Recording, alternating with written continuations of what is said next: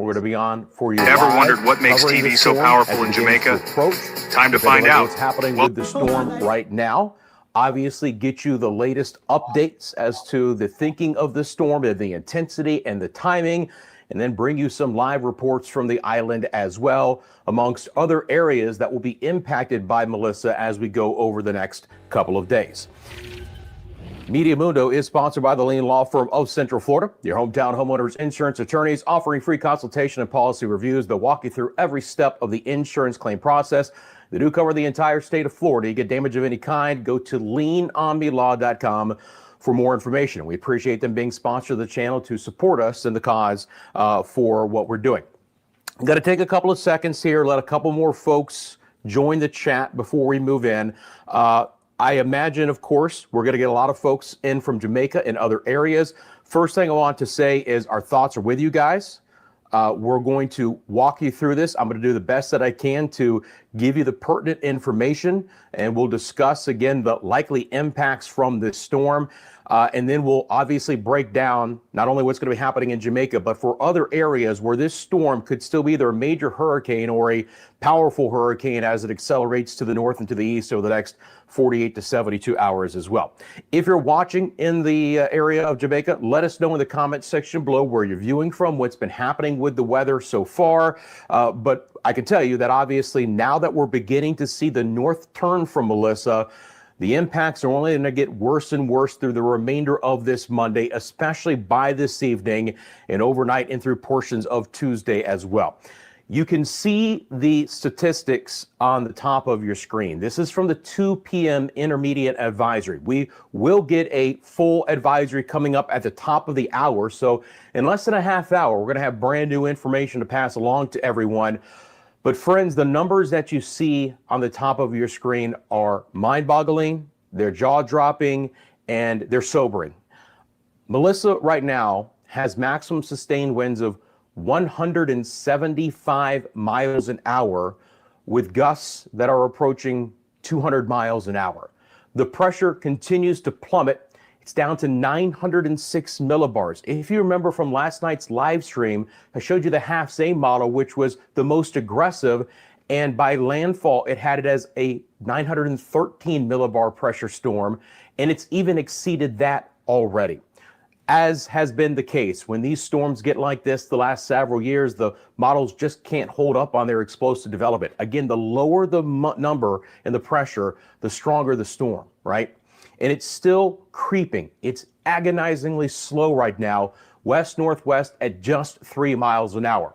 A slow forward progress uptick, if you will, in acceleration is likely the remainder of today, and especially as we go overnight and into Tuesday. So it will likely pick up some forward speed. The other thing with this storm is how big it is.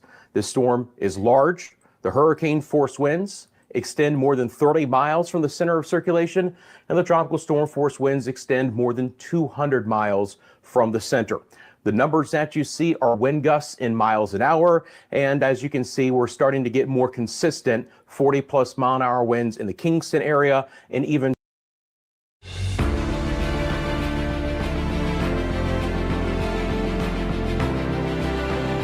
There's something about a kid's from the Hurricane Center as of last look. We'll continue to monitor, obviously, literally minute by minute, the progression of this storm, right? Now, exactly where landfall occurs has some bearing on what we're going to see. But unfortunately, the wind field is so expansive with this storm that even well away from the center, catastrophic impacts with wind, rain, and storm surge are likely through a lot of Jamaica.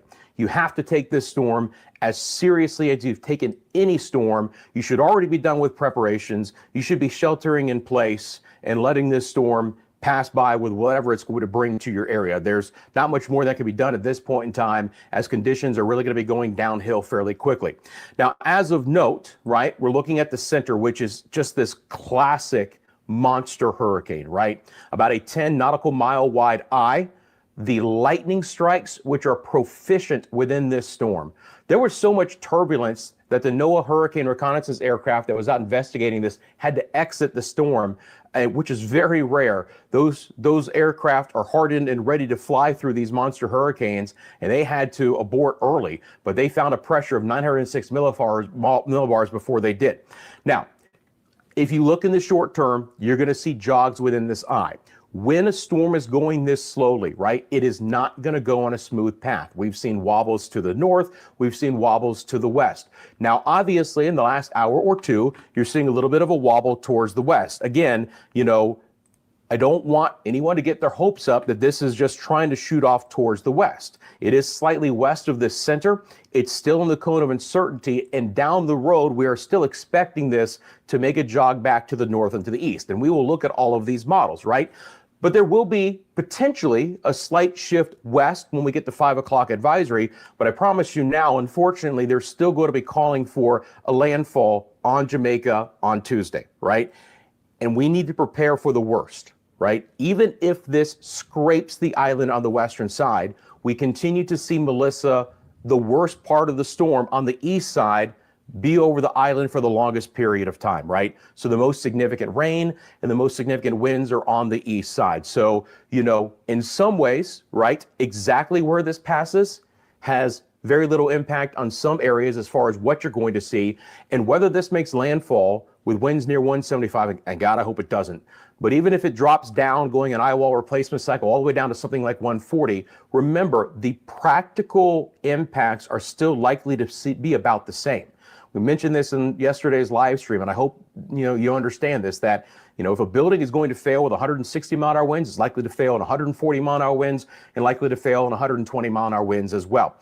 A little bit farther west track might spare the far eastern third of the island with the sustained hurricane force winds. That's the one difference that I would see if, rather than tracking closer to western portions of Manchester or southeastern Elizabeth parishes, the center of circulation goes over Westmoreland parishes. And obviously within that inter-eye wall, when we're talking about these winds, they could be quite significant as they go over higher terrain. These winds are likely to be extremely significant as well and catastrophic.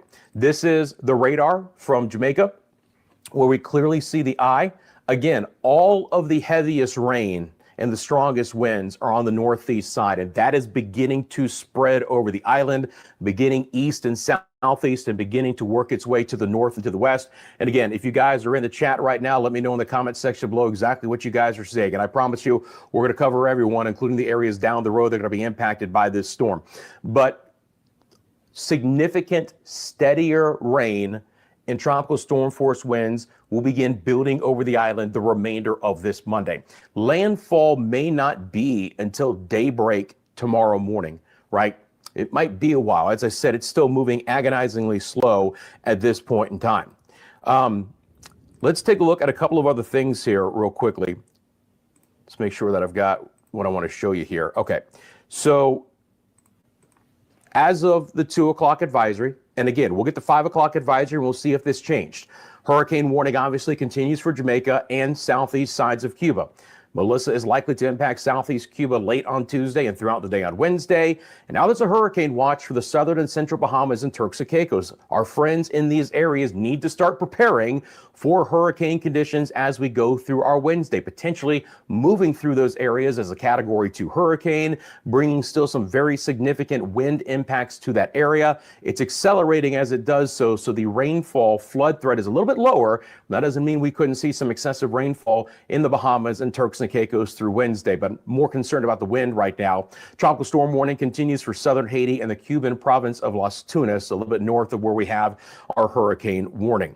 When we take a look at potential outputs, right, on the models, looking at the newest Google DeepMind that I was able to pull out, we still have 49 of the 50 ensemble members with a direct landfall. Now, I'll monitor this, and we'll get an update a little bit later. We'll see if there's a little bit more of a shift west, but I want to be clear that as we go through the short term, the highest probability by a vast margin is still for a direct landfall. It may not be this far east, but it is likely to be on the western side of the island as a major hurricane. But as large and destructive as this hurricane is, again, wind impacts are going to be felt well away from the center, well into the eastern side of the island. This is a timing I put together for the most likely arrival of hurricane force conditions. Again, tropical storm conditions are already being felt in a more consistent and persistent way, the southern side of the island, and that will continue to spread across the island the remainder of this Monday, especially into the evening and overnight hours. But by very late tonight and overnight, we'll start to see the first hurricane force sustained winds begin to impact the south central and the southwest sides of the islands. Places like Clarendon and Manchester, St. Elizabeth, Westmoreland parishes will likely feel the hurricane impacts first. The storm surge will be very significant near the center and off to the east. Friends, we're talking like 9 to 13 foot storm surge and higher in some locations. That's above ground level, not even putting into the equation the wave action and the swells and the breakers that will accompany this. There is likely to be a significant and life-threatening wall of water that accompanies Melissa as it moves on shore. Anyone who lives along the southern coastline needs to take that very seriously. If you're told to evacuate, you feel like you need to evacuate, you need to get to higher ground away from the coastline. That is certainly a worthy idea to do. That should have already occurred. But again, you always follow local government and local official messaging on that.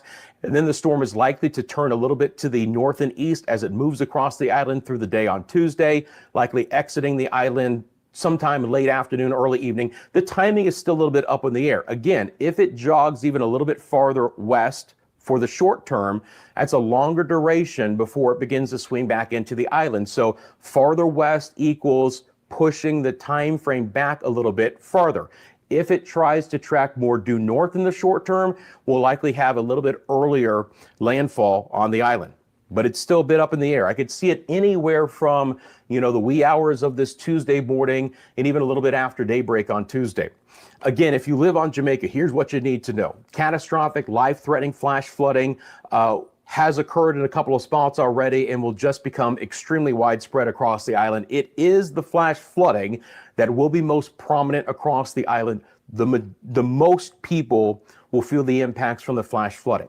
The storm surge for the southern coastline along the path of the storm and east will be extremely significant, but even west of that center, it is likely to be exceptional. And again, if we have landfall near the western tip of the island into Westmoreland Parish, that means the vast majority of the southern coastline is on the east side of the storm with the onshore winds for the longest time and the most significant storm surge.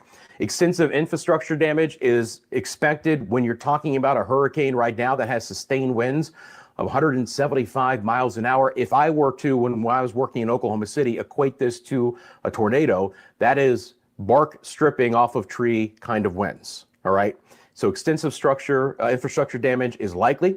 Long duration power outages and communication outages for days, if not weeks. Significant landslides and mudslides into low-lying areas. This could wash away roads and obviously lead to isolation of communities in some areas. So the most extreme impacts are expected across Jamaica beginning very late tonight and then throughout the day on Tuesday. When we look at the potential impacts, I haven't changed this from yesterday, my friends.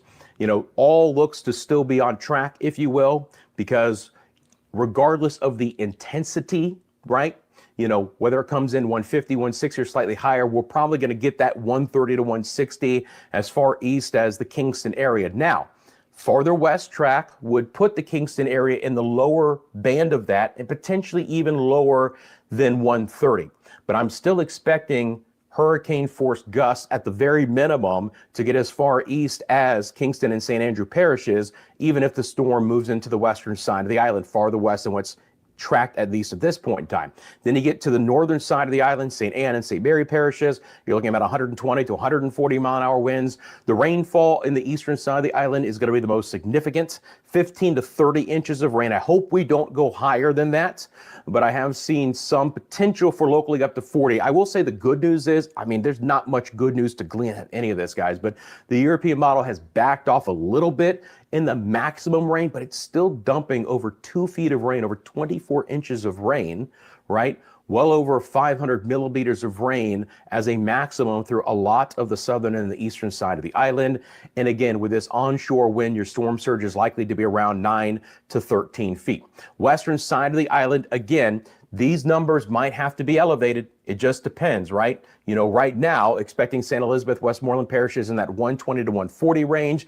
But if the core of the inter-eye winds goes over that part of the island, those numbers will have to be up. And it'll be the same situation for St. James and Hanover parishes, and even east towards Triolani, where 90 to 120 is forecast right now. But I might have to up those numbers if we start seeing a slight shift west with this track over the next 12 hours. Rainfall totals on the western side of the island, 10 to 20 inches, locally up to 25. And again, even on the west side of the storm, a storm surge of 6 to 9 feet and higher is expected in some areas. So when we look at the European rainfall totals, again, through Jamaica, you see a lot of the 12 to 20 inch totals in those colors, those grays to purples to fuchsia colors, with a maximum of 25 inches. Significant life-threatening flooding is also expected in southeast sides of Cuba, from Santiago de Cuba to the Guantanamo Bay area, moving up to the north to the east. Now, once we get into the Atlantic, the forward speed of Melissa should increase, and while we could see 4 to 8+ inches of rain in some areas, especially the southeast Bahamas, and that will lead to some flooding concerns, the faster speed of Melissa will not put as much water into those areas, including Turks and Caicos. That being said, of course, we will have to deal with the potential for some significant wind impacts there. And again, east side of the storm, if you look at our winds counterclockwise around the storm, that means it's all of an onshore flow anywhere east of the center of circulation. And that's why I expect the battering coastal conditions through a lot of Jamaica, starting now and through the rest of the overnight hours and into tomorrow morning. The interesting thing about this, if you guys have ever been through a hurricane that's been significant, is once the storm passes you to the north and the winds turn back out of the north, it actually takes all of the water, pushes it back out of all the bays. So you actually go from a significant flood to, in some areas, being just mud flats. I've seen it happen several times. Now, let's take a look at the rest of what's going to be happening, and then I've got some videos to show you guys. We do have that hurricane warning for the southeast sides of Cuba. Look, the winds are already freshening up here, right? We've got 25, 30, 35, even 45, 50 mile an hour winds near Santiago de Cuba. This is still expected to be a major Category 3 hurricane as it moves over those areas late Tuesday and throughout the day on Wednesday. Again, picking up forward speed, your hurricane watches extend as far north in the Bahamas as Cat Island, including the Exuma area, Rum Key, Long Island, San Salvador, the Acklands, Mayaguana, Inagua, and all of the Turks and Caicos. Already a few 30-mile-an-hour wind gusts at Grand Turk. Now, again, that center line track, we're going to go from a 3 to a 2. So I do not want to underplay the impacts down the road we are likely to see in the southeast Bahamas, near the center and east as far as wind goes, right? Significant wind damage is likely. You guys need to be preparing for also loss of infrastructure, loss of utilities, loss of internet, and things like that. And make sure you guys are stocking up on the non-perishable foods and plenty of drinking water as well. Obviously, you know, I'm going to be monitoring the situation. A lot of live streams coming up between now and when we get the storm moving across that area. Appreciate everyone tuning in. Thank you for all of the support. Thank you, Raya Eagle Wings. I appreciate your $9.99 super stickers and your $1.99 super thanks. Let's get the hearts out in chat for Raya Eagle Wings, big friend of the channel, helping to support us here. Now, as I have mentioned, we do have some live elements from Jamaica. We're going to have some people giving us some live coverage of the storm and also, you know, giving us a flavor of what's been happening across the island. So I want to check back in here real quick. Give me just 1 second here. I want to make sure I got the order correctly. So if you guys know, we were watching some videos yesterday from Justin in Treasure Beach on the southwest side of the island. And very recently, he sent us another report. So let's check in with Justin out of Treasure Beach to see what's happening across the island on this Monday. Justin? Okay, Monday, October 27th, Great Bay Treasure Beach. The time is 8 a.m. It's definitely getting loud outside now. The waves are definitely much bigger, more frequent waves as well. I would say about an extra 2 feet of sand has been brought up the beach and dumped. Let's have a look. Okay.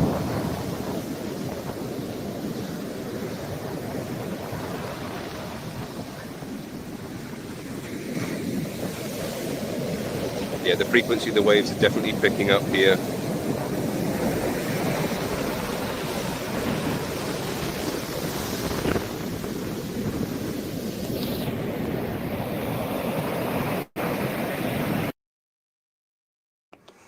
Okay, Justin, I appreciate that. And, you know, he's one of the people who's going to likely bring us and hopefully bring us some live coverage as we go through this live stream from the Treasure Beach area there, obviously in a safe manner. And our thoughts are with him and everyone else that lives along the southern coastline of Jamaica. You can just already see how churned up conditions are at this point in time, right? And this storm is still fairly far away. It's beginning that north turn in a very slow fashion, you know, while still jogging off towards the west. If we take a look at exactly how far away it is at this point in time, let me bring on my handy dandy measuring tool here, and we'll take a look at that. So from the southwest side of the island towards the actual eye right now, you know, it's getting a little bit closer, but it's still about 80 plus miles away, right? So the thicker part of the storm on the northeast side is beginning to spread over the southern side and the southern flank of the island right now. But obviously the core hurricane force winds, which extend about 30 miles from the center, are still well away from the island. So again, slow, agonizing progression right now of this storm. And the reason why it's so agonizing is, I mean, I know it's, you know, anxiety is up right now, you know, and I'm going to do the best that I can to walk you through this, to give you the information, to provide you guys as much knowledge as you have as the storm moves closer to this area. But the rainfall that could fall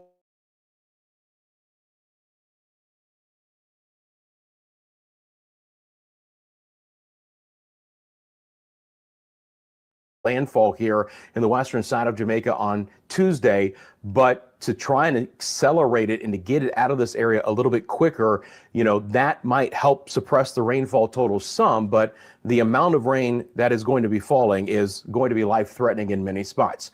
Okay, others to check in with on the island as well. My friends, the Cameron family, they are on Old Harbor Bay, and they recently sent me this video again earlier from today, so let's check in with the Cameron family.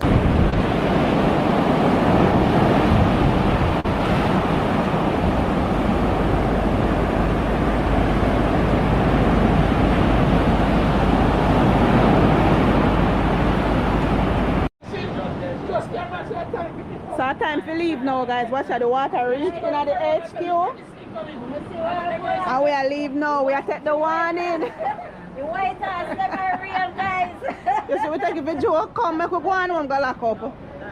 Better be safe than sorry. So guys, the water reaching at the HQ already. So we are leave and go to higher ground. We're going at the Airbnb.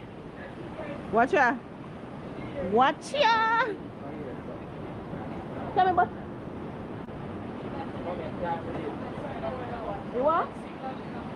How what? Me not looking at. I better left them out there. We are leave now, guys. No joke. The breeze and the rain are coming here now. It's not a good look. So guys, stay tuned. We've come to the end of this wonderful video. Stay tuned and big up on yourself as always. Okay, thank you very much, Cameron Family. You can check them out there at Cameron Family TV on YouTube. They'll be providing us updates as well. I want to let everyone know that we actually do have the 5 o'clock advisory in from the Hurricane Center. It just came in. So let me read this off to you guys, and then we'll take a look at it together. So we do have the 5 o'clock advisory. The winds are still going to be 175. There has been no fluctuation in intensity right now. Pressure is still going to be 906. So it's steady pressure since the 2 o'clock advisory. And it is now moving northwest at 3. So they think it's a little bit more of a north jog overall at 3 miles an hour. The system will automatically update the cone once the new information comes in. That will likely happen a little bit after 5 o'clock. I'm just going to take a real quick look here at myself here. It potentially might be just a few miles west. I want to be very clear that the Hurricane Center for the 5 o'clock advisory still has a direct landfall in the western side of Jamaica, but they have slowed up the timing a little bit, it looks like. You know, this was the 2 o'clock number earlier. This might be a little bit closer to the coastline. So the slow movement of the storm is actually now more likely at least to bring a daylight landfall to Jamaica. It could be after sunrise tomorrow that we get the landfall. So again, an agonizingly slow storm here, no doubt about it. Let me see if my system has picked up the 5 o'clock advisory, and we can read it together. Again, I like doing this, and I'll update this real quick as well. Melissa So let me taking just the piss though, like we don't delete want to that get on part. with life. And then again, we'll change it here, and I'll get it to the chat too, I promise you. Again, when we start these live streams, there's just certain information I want to make sure I get to you guys, and it's in my head.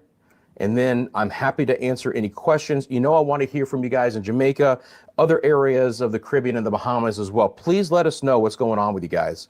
How you're doing, how you're preparing. Hopefully you guys are prepped up and ready to go as best as you can in Jamaica. And I keep hitting winds. See, I'm talking and I can't even do it right. Trying to put in the winds twice. Okay. Again, not much of a change just with the wind direction, but the current statistics for Melissa will always live on the top hand side of the screen. So let's get into the discussion. And we do have the 5 o'clock discussion. So I'm going to bring this up together. And again, we can look at this. You know what? Actually, I don't want to start with the discussion. I want to start with the advisory. So this is more of what we call the public advisory, right? The headlines are Category 5 Melissa now moving northwest while warnings are issued for the Bahamas and Turks and Caicos. Catastrophic and life-threatening winds, flooding, and storm surge expected in Jamaica tonight and early on Tuesday. So again, the storm, as of 5 o'clock, located 140 miles to the southwest of Kingston, or about 320 miles from Guantanamo, Cuba. Sustained winds of 175, moving northwest at 3, and that minimal central pressure has plummeted and is now holding steady at 906 millibars. It is a frighteningly powerful storm in that inner core. So we do have, again, the hurricane warning. Actually, the easiest way to look at it is this. Hurricane warning in effect for Cuba. No, Ladybug, me say, if we don't think Carol, my girl, and Melissa take the piss now, because until say she are going like we don't want to get on with life, it's like she just have it on the edge and have it dangling somewhere. Hurricane conditions are likely within the islands within a 36-hour time frame. So if you live southeast Bahamas, Turks and Caicos, there is the potential for hurricane conditions within 36 hours.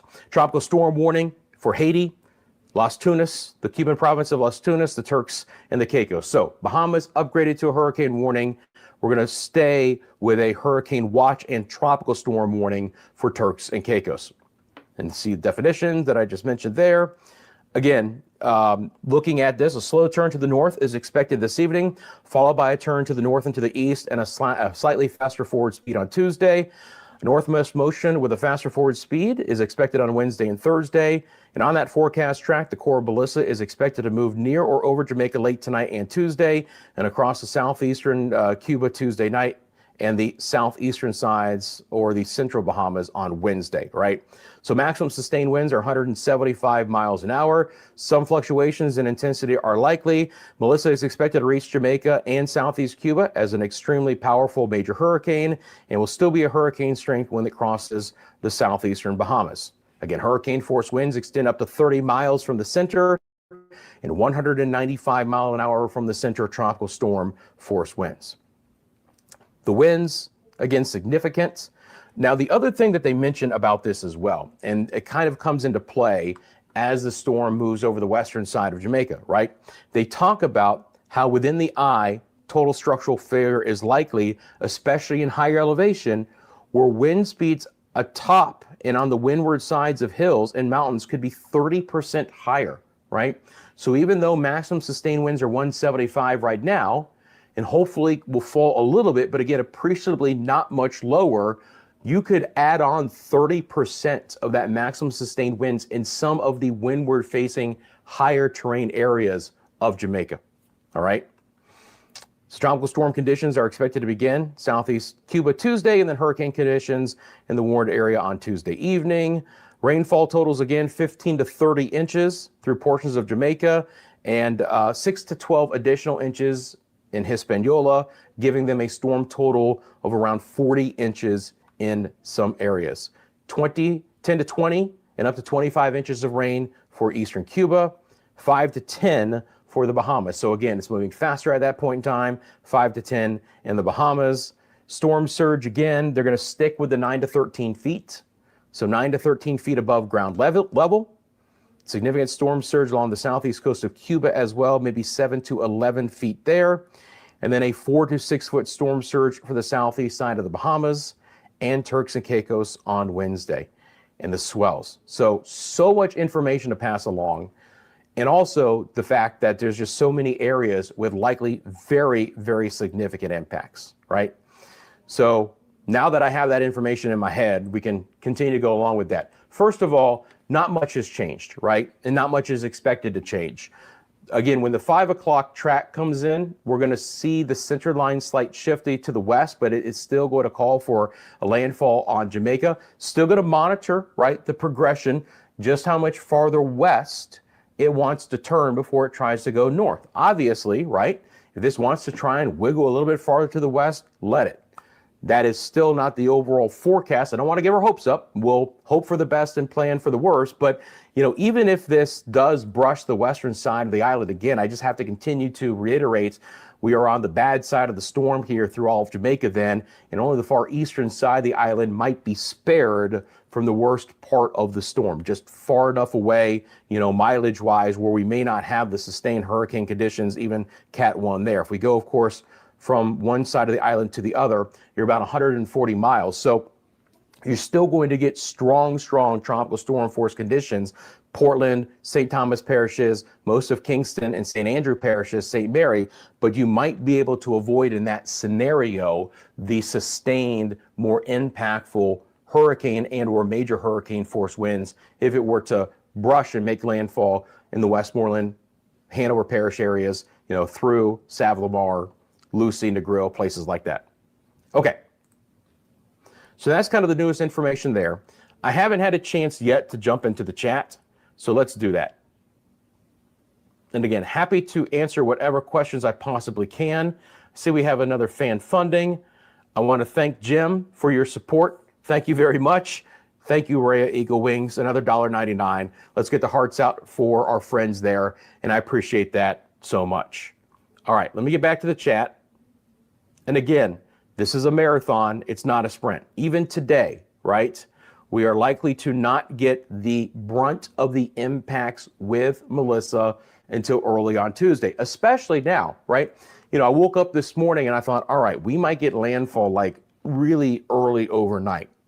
But the storm is still moving at a creeping 3 miles an hour. In any westward jog, whether that is a more sustained nudge west, or whether that's just a wobble, anything like that just puts a longer duration of time before it bends back to the north to the east. It's not the most direct route. So farther west equals a longer duration south of Jamaica and a more likelihood of a daylight landfall on Tuesday, right? So right now, based on what I'm seeing, and we'll monitor this, and there's the updated track, right? Did you guys see that popped on? Not much of a difference. I mean, probably a couple of miles. So the center line track right now from the Hurricane Center is over the Black River area of St. Elizabeth Parish. So the landfall at this point in time from the 5 o'clock advisory is St. Elizabeth. The far western envelope of cone of uncertainty is a couple of miles offshore. So I'll grant you the brush with the island as a possibility. But again, at this point in time, the highest likelihood by a large stretch is a landfall on Jamaica. And I don't say that lightly, but we need to be prepared for what this storm is likely to bring. Growing your business shouldn't mean growing your overhead, and it shouldn't be weighed down by busy work and disjointed tools. Room that is just not picking up the storm properly, and it's going to feed it somewhere that it is extremely unlikely to go. We already looked at the Google DeepMind. All 50 ensemble members have this over the island, with one brushing the western side. But the tight cluster, and this is the newest information, and all of these data points and these spaghetti plots update live in real time in my system. So whatever we're looking at right now, I promise you, is the newest information. Just like I didn't have to touch a thing to get the new track from the Hurricane Center, I don't have to touch a thing for this. And again, unfortunately, you have an extreme tight. Yes, Ladybug, the latest direction, Black River might be the landfall, and if Black River the landfall, it's Black River and parity. The impacts are going to be felt island-wide. And in some areas, these are likely to be historic impacts. I hope everyone on the island is taking this storm as seriously as you've ever taken any storm, as seriously as you've ever taken any messaging about a storm moving over the island. All right, chat time. How we doing? I'm going to start back from the beginning. Let me see here. Okay. I want to make this bigger. Can I make this bigger? That didn't work. Oh, yeah. But can I still move it? Yeah, that might actually work.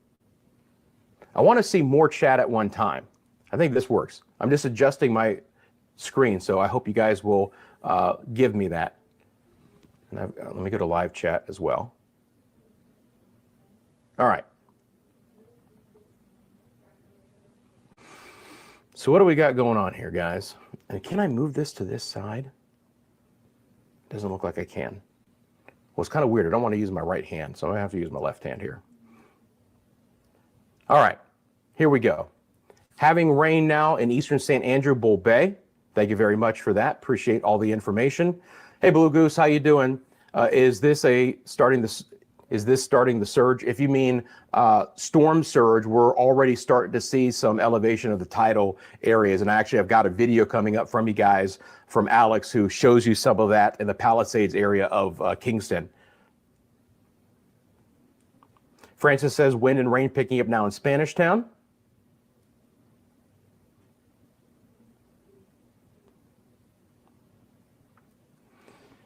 And again, our moderators are here to help guide the chat. If I answer a question that they've audibly heard and you ask it, they're going to answer it for you so you can follow them. They're the ones where their names are in blue with the wrench.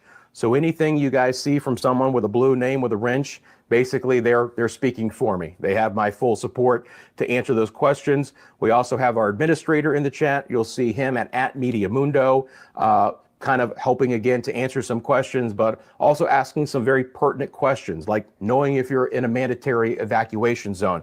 I was reading up on some of that before I came on here from one of the local newspapers in Jamaica, the Jamaican Gleaner, and up to 50,000 residents could be relocated. 180 residents evacuated from Rocky Point and Portland Cottage and Clarendon. As Hurricane Melissa begins to approach.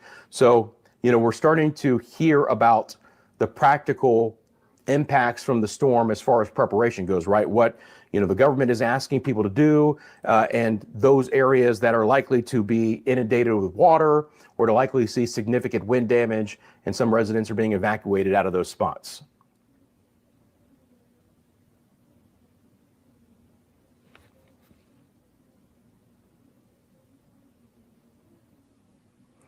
Kingston 8 area, no breeze, only light rain. Thank you very much.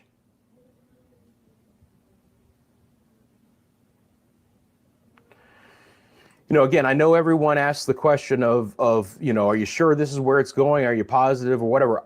I'm using data. I'm using all of the model information that I have. We're obviously seeing what the Hurricane Center's thoughts are with this storm. Now, look, it is a storm of Mother Nature. They do have minds of their own. There's a lot of scientific reasoning to impart why this storm is likely to move the direction that it is. Now, again, we've, for the most part, seen this track been very much spot on. Sure, there's going to be some wobbles. And the one reason why that you guys are going to see some wobbles here and there with a storm that is this strong is because it's moving so slowly. And it's rotating around more of an elliptical center rather than this, concentric center. So as I've mentioned many, many times before, you get this more stair-step motion in the short term with the wobbles of an eye of a storm like this. But in a general sense, you get a little bit more of a smooth pattern. Again, if you look at the track plot over the last day or two from Melissa, you're going to see some wobbles back and forth. But if you were to smooth this out in a line in latitude, you're relatively straight, that due west track. And now over the last 12 hours or so, we're beginning that slow northerly turn. You know, we do have to watch, absolutely, about how far west this goes before it turns in. But remember, unfortunately, as it turns north, we expect to do north track for a while, and then trying to turn north and east towards the end of the time frame, maybe not until very late tonight and overnight, which unfortunately, of course, puts more of Jamaica back into play. So we could see this storm, right, you know, by longitude, just a little bit farther west than the tip of the island, but unfortunately kind of come back north and east. That is still a little bit up in the air, but we have to prepare for direct landfall and impacts on the island. You're welcome, Dave. My pleasure. And again, you know, I appreciate everyone asking this question. I hope that explanation gives you a little bit of clarity. And it's a situation we're going to watch together, right? Not clairvoyant. There can be some changes with this track. We're running out of time for this storm to do something completely unexpected. We would love for that to happen. If it somehow decided to pull an errand and just, you know, move across all of our island areas and not have a direct landfall, but we can't hope for that. We have to prepare for the direct impact. And if that happens, we will be very blessed.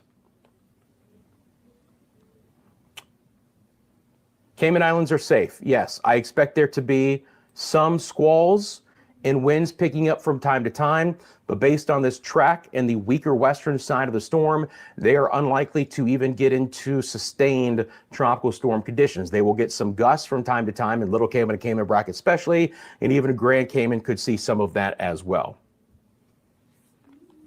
Winfred says, I'm in Upper Clarendon and into the path of the hurricane. Our thoughts are with you.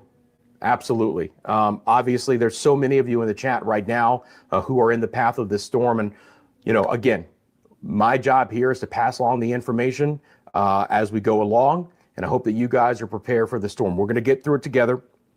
Again, it is going to be a storm with significant impacts. There's no two ways around that. Wherever this storm wants to go, there could be potential historic impacts. When you're talking about a storm right now that has 175-mile-an-hour winds, we don't, you know, can't take that lightly, guys, just how strong this storm is at this point in time. I want to as well, let me drop off this track. I don't think we've looked at the visible satellite imagery yet out of this storm. Just what this storm looks like on this visible imagery. I mean, look how large the storm is. Look how concentric the storm is. The outflow on all sides, right? The storm is almost pulsing in the middle. You know, I've seen other tropical meteorologists describe that, and you can almost see it, right? It's almost kind of doing this. When these storms get to Cat 5 and they're that strong, and there's all that heat energy, right? And there's all that wind, 175 miles an hour rotating around that eye, you kind of do get this eye that does this. And the fact that we continue with this convection, the lightning near the center, is not a good sign, right?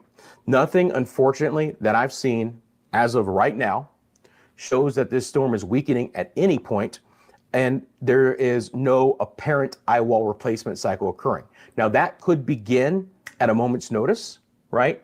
In an eye wall replacement cycle, where you get an outer eye to form and collapse on the inner eye, and that basically then brings all of this central dense overcast over the center of the storm, and it raises the pressure and lowers the maximum winds to a degree, not a lot, right? But could that knock it back down to a category 4 before landfall? It's possible. Again, I don't see that occurring right now as we speak, but given the amount of time we still have left before landfall, that is a possibility. But the appreciable differences to a storm moving in with 140 or 170 is not much when we're talking about damage to infrastructure, utilities, the rain that's going to bring in all of that. Unfortunately, that's the case where we've hit that upper end of what the storm is likely to do wherever it wants to go. Okay, so I mentioned Alex, who brought us a lot of great videos yesterday.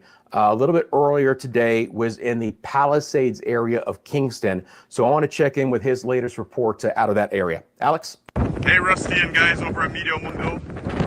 It's October 27th. It's Monday, and I'm down by Palisado. You can see the weather dome over there. That's the airport. You see that we still have the same storm surge coming in. Not sure if you can hear me with the wind. We've been getting tropical storm gusts so far. A few trees down, light poles here and there. Nothing major yet.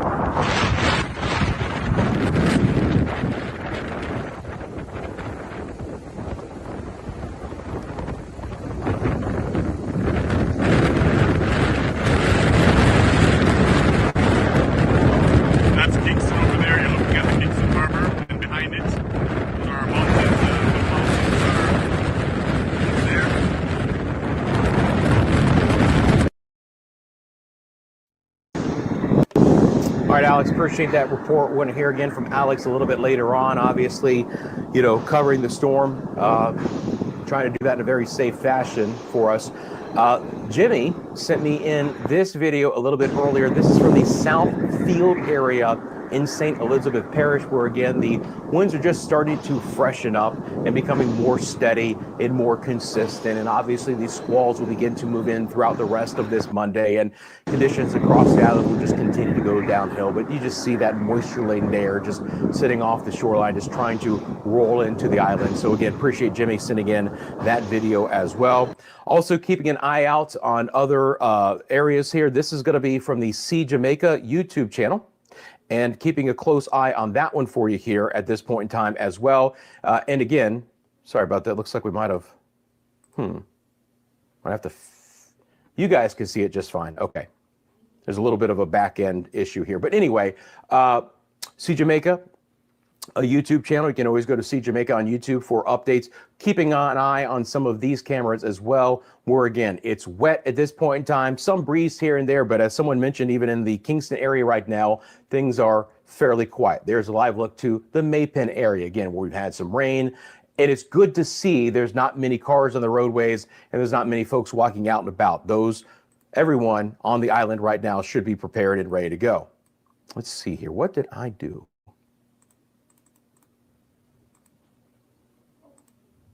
Uh-oh. All right, hang on. Give me just 1 second here, guys. I think we're fine. Yeah, okay. We're good. Sorry. Hit a button on the back end.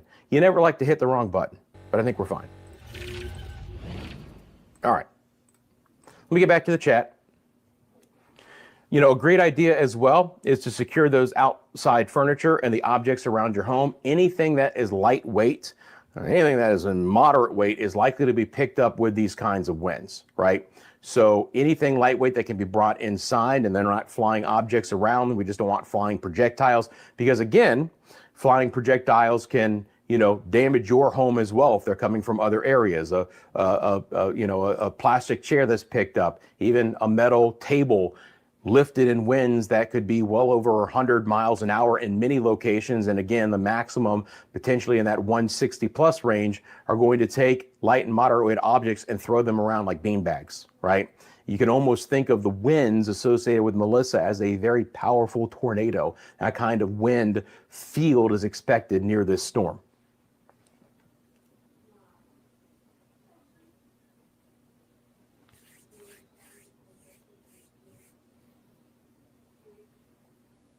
Hi, Alexandra from Panama City. Good to see you. Appreciate that. Thank you for the kind words. The real GG for life, again, right now, kind of based on the forward speed being so slow and the fact that it is, at least as we speak, still moving slightly west of north and might continue that trend for a while, would now pull this storm past daybreak tomorrow morning for landfall, right? So again, any little bit of a shift west is, appreciated, right? But also going to slow down the timing of the storm if ultimately it comes back north and to the east. you know?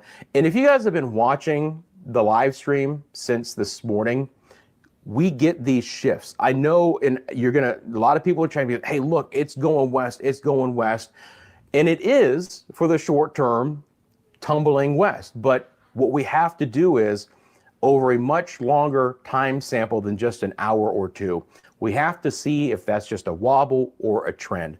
So many times when I've been doing hurricane coverage here on Media Mundo or my quarter century on television in the United States, we would get to this point with a major hurricane, trying to make landfall, trying to forecast exactly where it was going to go. And a lot of people be like, you see that wobble, you see that turn, it's turning.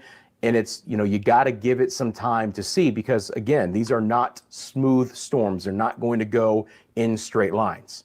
But of note, it is slightly west of that center line as of now. Let's see how this plays out over the next couple of hours. Again, the Hurricane Center is still calling for a very high likelihood of a direct landfall in the western side of Jamaica.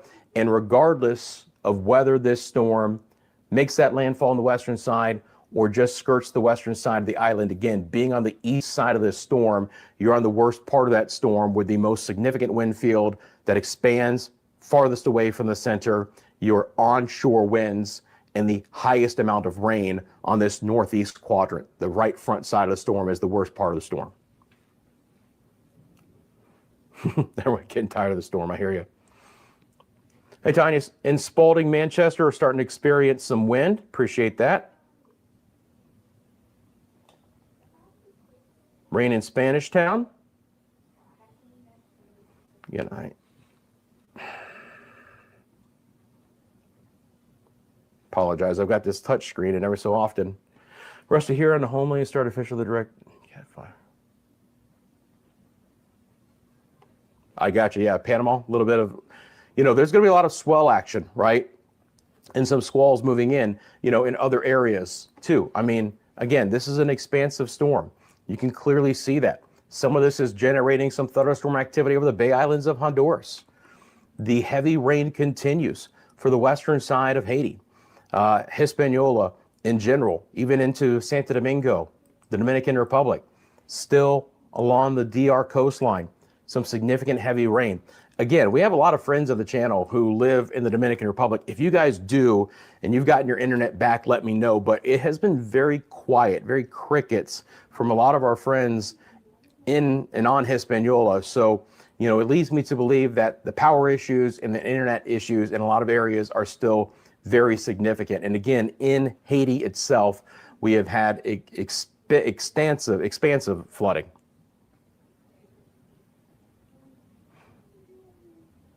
What is the current speed over land? As far as winds right now, they're freshening to be pretty consistent in the 40+ mile an hour range over the southern side of the island, Noble Pills. And again, that's becoming steadier, and tropical storm force conditions are likely to just continue to overspread the island and will overspread the island the remainder of the day. So far, no rain in the grill. That's good, right? We need to keep the rain away as long as we possibly can, knowing what's coming. I would expect Spanish Town to be significantly impacted. Yes, look, the entire island is likely to see very significant impacts. Closer to the center, the most significant impacts could be the wind, right? When you're talking about a storm that has 175 mile an hour winds, but the storm surge along all of the southern coastline, and then the rainfall and even high-end tropical storm to low-end hurricane force winds, even in the eastern side of the island, will bring some significant impacts there as well.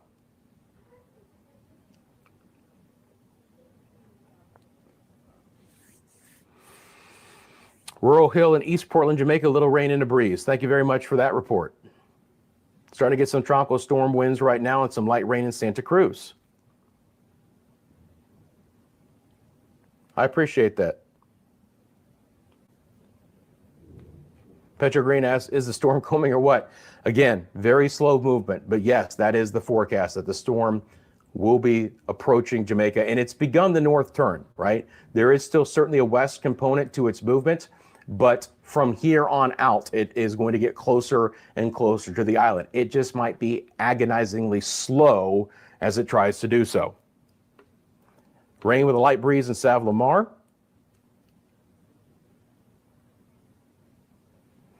Art and Turks and Caicos, patiently waiting in preparations. Smart move, Art. Again, down the road, we'll be discussing your area in length and detail. Will Ocho Rios get hit? Every part of the island is going to get hit, right? Now, again, let's talk about if we wanted to say, okay, where's the worst part? Who's going to be impacted the most? At this point in time, the hurricane force winds extend out about 30 miles. So if this ended up being the actual location, you're going to get the sustained hurricane force winds well into Mandeville. And I got to tell you something, with a storm this size, to reach a few more miles east as it expands its wind field a little bit for landfall, where Maypen and Hayes are associated with that, it's absolutely plausible. Then that 30-mile range gets you through Sav Lamar and begins to brush places like Negril. And that could be, again, a little bit conservative. The tropical storm force winds extend 195 miles, and you're going to see the higher end sustained tropical storm force winds, within that first 100 miles or so, in that black and white areas. That continues to kind of spread out and build and fluctuate from time to time. So high end, again, your tropical storm force winds up to 73 miles an hour, very damaging winds sustained, but gusts are likely to be much higher than that, right? And then a little bit down the road from this plot point here, again, if we go to Lucy, more within the hurricane conditions, Montego Bay would see it, obviously Cambridge, deeper into the northern sides of Manchester and maybe Clarendon, eking into northwest sides of St. Catharines, St. Anne, most of St. Anne and Trelawney, all of Trelawney would see hurricane force conditions. Ocho Rios on over towards places like Port Maria, St. Anne's Bay, close, very, very close. What I'm concerned about is with the landfall, sometimes these hurricanes, their wind fields expand a little bit as they encounter the friction of land, right? We can see that intercore winds expand a bit. And although the maximum winds come down a touch when that happens, the unfortunate circumstance of that is that the hurricane force winds extend outward in a larger area. And when we're talking about these kinds of winds, they're all going to be destructive. So it's not a good thing if that were to happen. Again, we don't want to focus so much on the highest wind speed. It's how large the wind field is and how impactful that is likely to be through a large area of the island. Again, at this point in time, I would put Portland and St. Thomas parishes, Port Antonio, Morant Bay, Yawlis area, Morant Point, at the areas where it's the least likely to see sustained hurricane force winds over 74 miles an hour, but gusts over that are still likely. Yep, 175 is sustained.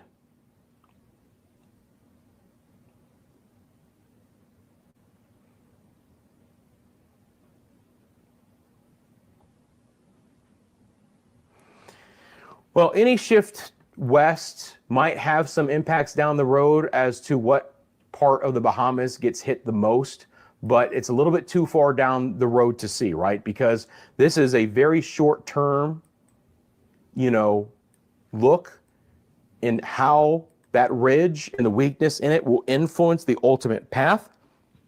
Still be determined. Again, that's why we have our cone of uncertainty, right?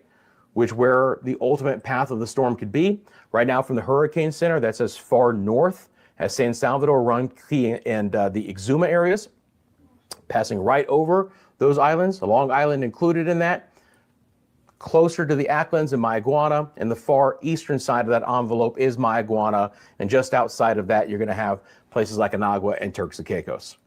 But, potentially, but we're a little bit too far away to see if a west shift continues with a farther north track overall. Jimmy saying hopefully it weakens. I hope it does as well, but again, I'm not expecting it to weaken to practically change the impacts to the island. I think that's the biggest thing, right? To practically change the impacts. You live in Southeast Cuba, you need to get ready. Absolutely. Ms. Petit says the temperature has changed in Mobay, getting really chilly.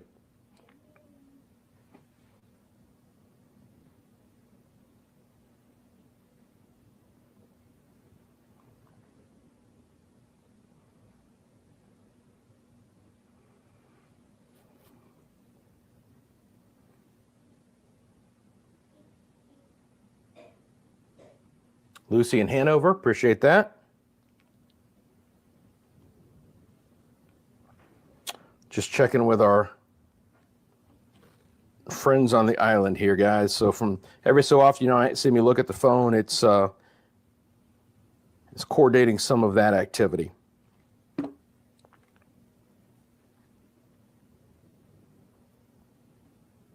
Hey, Garrett, how are you? Hope you're doing well. Andrea asked 175, is that a history-making storm? I believe there has been a couple that have been slightly stronger, but not much. And, there's a difference between how strong a storm gets in the open waters and how strong a storm has been at landfall. And obviously, sometimes these storms peak prior to landfall, and hopefully that's the case with Melissa as well. But this is about as dangerous of a storm as I've ever discussed in my entire career. The impacts are about as high end as I've ever had to discuss for one location, considering that we're looking at 3 different impacts that could all be life threatening, right? The wind impact, substantial, right? I don't know if anyone has been in a storm where the winds have even been near 100 miles an hour, right? You know what that kind of storm can bring. The fact that we could be, 1.5 times that or more, 150 plus at landfall is somewhat unfathomable, really, just to think about what that wind could do in that inner core as it moves on shore, or even if it brushes the island again. Now, the storm surge impacts 9 to 13 feet, right? Think of an average size human being, little under 6 feet. So put 2 people on top of each other, and that is the likely wall of water that is going to be coming into the shoreline along and east of the center, which again, the farther west the storm goes, that opens up more of the south coast for the onshore southerly winds to the southeast. So you have that kind of wind storm surge pushing up, and that doesn't even account for the breakers. It doesn't account for the swells and the overall wind action, which could be even more significant than that, right? Adding on top of the 9 to 13 feet, and then the 10, 20, even 30 inches of rain. Again, that amount of rain in a short amount of time, catastrophic flooding. To note, guys, I live in Central Florida. We had some 12 and 15 inch rainfall totals ourselves yesterday. It has washed out roads, okay? Good asphalt roads washed out. So any infrastructure on Jamaica that isn't as, hardened, if you will, the hardened infrastructure, roadways or buildings with that kind of wind and that kind of rain, there is likely to be a lot of devastation with the infrastructure. So again, if you live on the island, hopefully you've got your batteries powered up, ready to go. The one question I do have for you guys, because I was talking to some of our live streamers here earlier, some of them have already lost power. So let me ask you that. If you live on Jamaica, have you lost power already? So let's put that question out there. Let me know. I am MIF admin. What's the possible storm surge in Anado Bay? Can you let me know what parish that is, please? That is one area that I'm not strictly familiar with right away.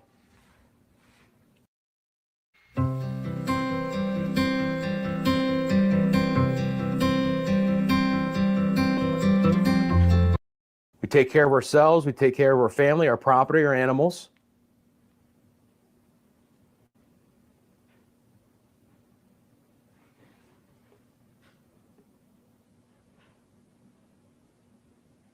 Hey, Charles, how are you? Southeast Bahamas under order of evacuation. Okay. I will dig into that. Thank you for that. Yeah, I mean, again, you know, first of all, I expect the forward speed to come up for anyone asking, like, okay, when is exactly going to hit the island? But a farther west track means not a direct path towards the island. That's one thing. Secondly, we have to see how quickly this thing wants to start to pick up some forward speed, right? You know, does that happen not until tonight? You know, then that puts it even a little bit deeper into Tuesday. At this point in time, based on everything that I'm seeing and what the Hurricane Center has discussed, we're not likely to get landfall until at least daybreak tomorrow morning. So the timing is coming pushed back a little bit with the slower speed. So I'm not expecting a, 1 a.m., 2 a.m. local time landfall right now. You know, it's still going to monitor the situation, but we're, still 80 plus miles away. We're still not directly towards the island. Hopefully that continues, right? Again, I don't want to give, we always want hope, but we have to look at the facts of the situation as well, where pretty much all the model data and the Hurricane Center track still has a direct landfall. But any farther west jog, let me put it that way, backs up the timing of the landfall in the most significant part of the storm over the island.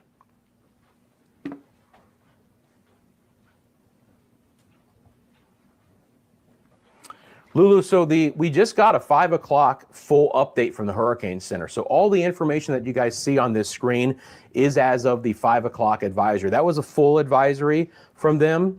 Again, if we look at the discussion with that, I never pulled up the discussion. Again, there's a lot of technical jargon with this discussion, right? But to show you this, they do expect it over the next 12 hours. So by 5 a.m. to still be a Cat 5, slightly down to 165. And then obviously at 5 o'clock tomorrow, they have this inland.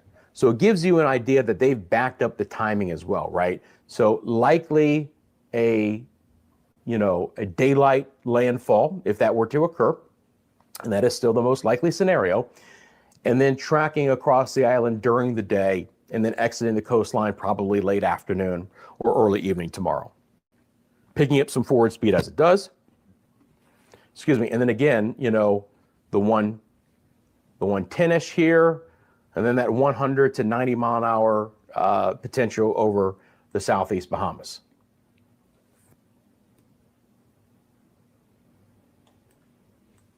So the reason why it's trying to turn to the north is that there is a ridge to the north of it that is beginning to weaken, right? Let me show you guys real quick, and then I'll move on to some other graphics I have.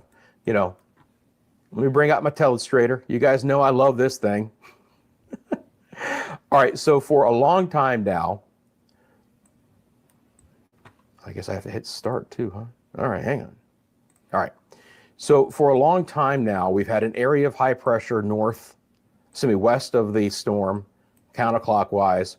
We've had an area of high pressure east of the storm, clockwise winds. So why has Melissa not moved much over the last several days? Remember, it's just been drifting west more than anything. Well, on the east side of this high, winds are out of the north. On the west side of this high, winds are out of the south.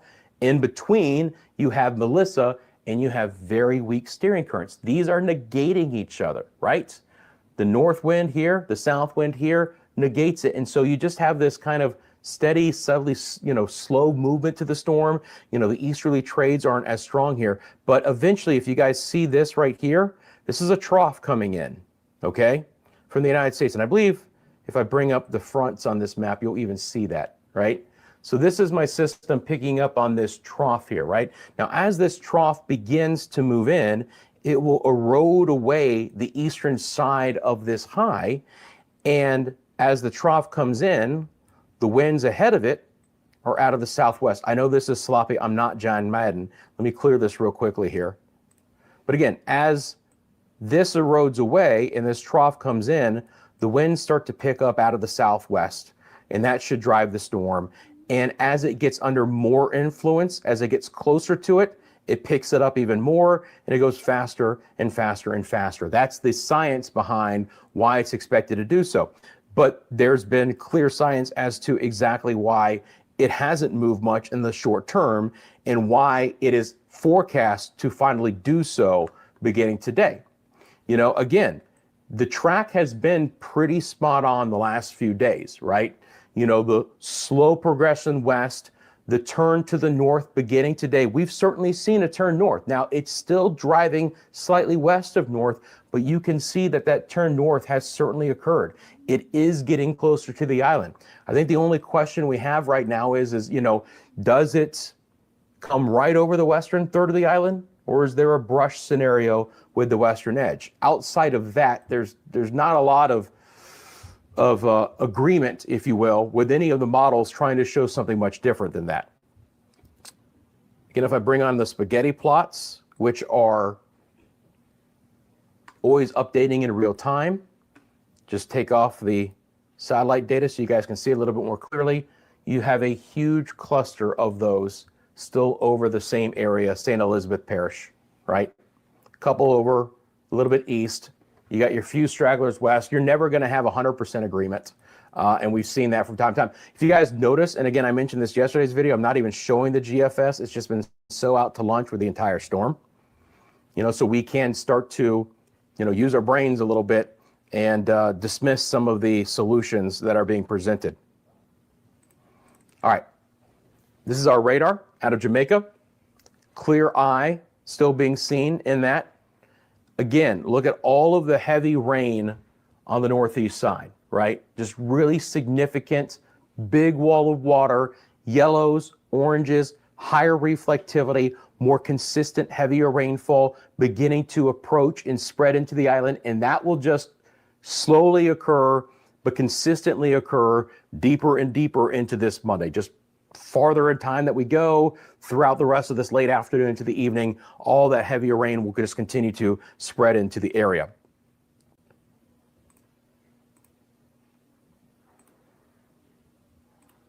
Again, and I need to update this, right? We have a hurricane warning now for southern and central Bahamas and Turks and Caicos. So I will update that. The other one that I wanted to show you real quick is the Google DeepMind, right? The Google DeepMind model, and I'll continue to update this as well.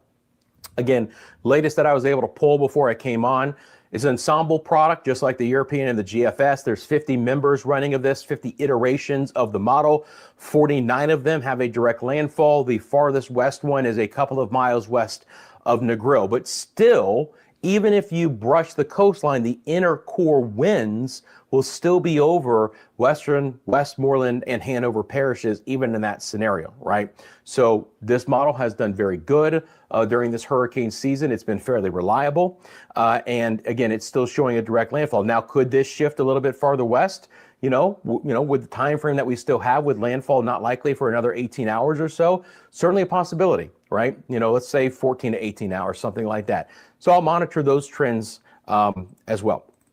This is my timing for when I do expect that. Again, you know, this afternoon, we're going to keep the sustained hurricane force winds offshore at the earliest point late tonight, a little bit before midnight, potentially starting to see, again, if we get a little bit more of an acceleration of the storm later today, that before midnight, it's not out of the question. It's plausible that we get some hurricane force sustained winds. That's winds of over 74 miles an hour or greater to move into the island before midnight, but especially going downhill overnight as we get into our Tuesday morning. And then just throughout the day on Tuesday, the hurricane conditions overspreading the central and the western side of the islands with some hurricane gusts on the far east side of the island and tropical storm sustained winds certainly across the entire island at that point in time. So again, you know, all of the threats that we have mentioned still are all into play, still in that catastrophic, devastating, life-threatening scenario. Anything you want to use, you know, verbiage-wise to understand and make sure that this information is, you know, processed, if you will, to what we're likely to see on the island. Again, always heed local government and local officials. The most important thing that I'm doing here on this live stream is to try to spread the messaging, right? So if you know anyone who you think is going to get anything out of this, please share this with them, even if it's just a quick screen grab, or just let them know that I'm live. And if they want to tune in, that would be great. But it's more about spreading the information than anything. Of course, we'll continue to monitor the situation as far as, what am I here? Oh, here we go. The situation across the island. Again, we're going to check in from time to time with the C camera crew there on YouTube. This is a live shot to Maypen. And again, at this point in time, a little bit of a lull in the action from time to time here. But again, live look to Maypen. And you can always check out more live cameras on the C Jamaica YouTube channel. Again, we'll see. This is their multi-camera view, so we'll see. But at this point in time, look, we've had some squalls move through Maypen. Not too bad there. Here's West Parade. Again, same situation. What I do like to see is there's very little activity on the roadways right now, right? I know that tolls have been suspended in some areas. I don't know if you guys know these areas, that the police are blocking off these roads, or curfew is in place. Let me know in the comments section below. But it's good to see that the streets are already quiet right now on this late Monday afternoon. Again, that's C Jamaica on YouTube if you want to check them out. All right, so again, we're going to continue to monitor how this storm is going to track in the short term and how quickly north it wants to turn and how quickly west it might want to jog as well. Back over to the graphics here. So again, I looked at this morning. I thought that this was probably about what we would see. Haven't changed this.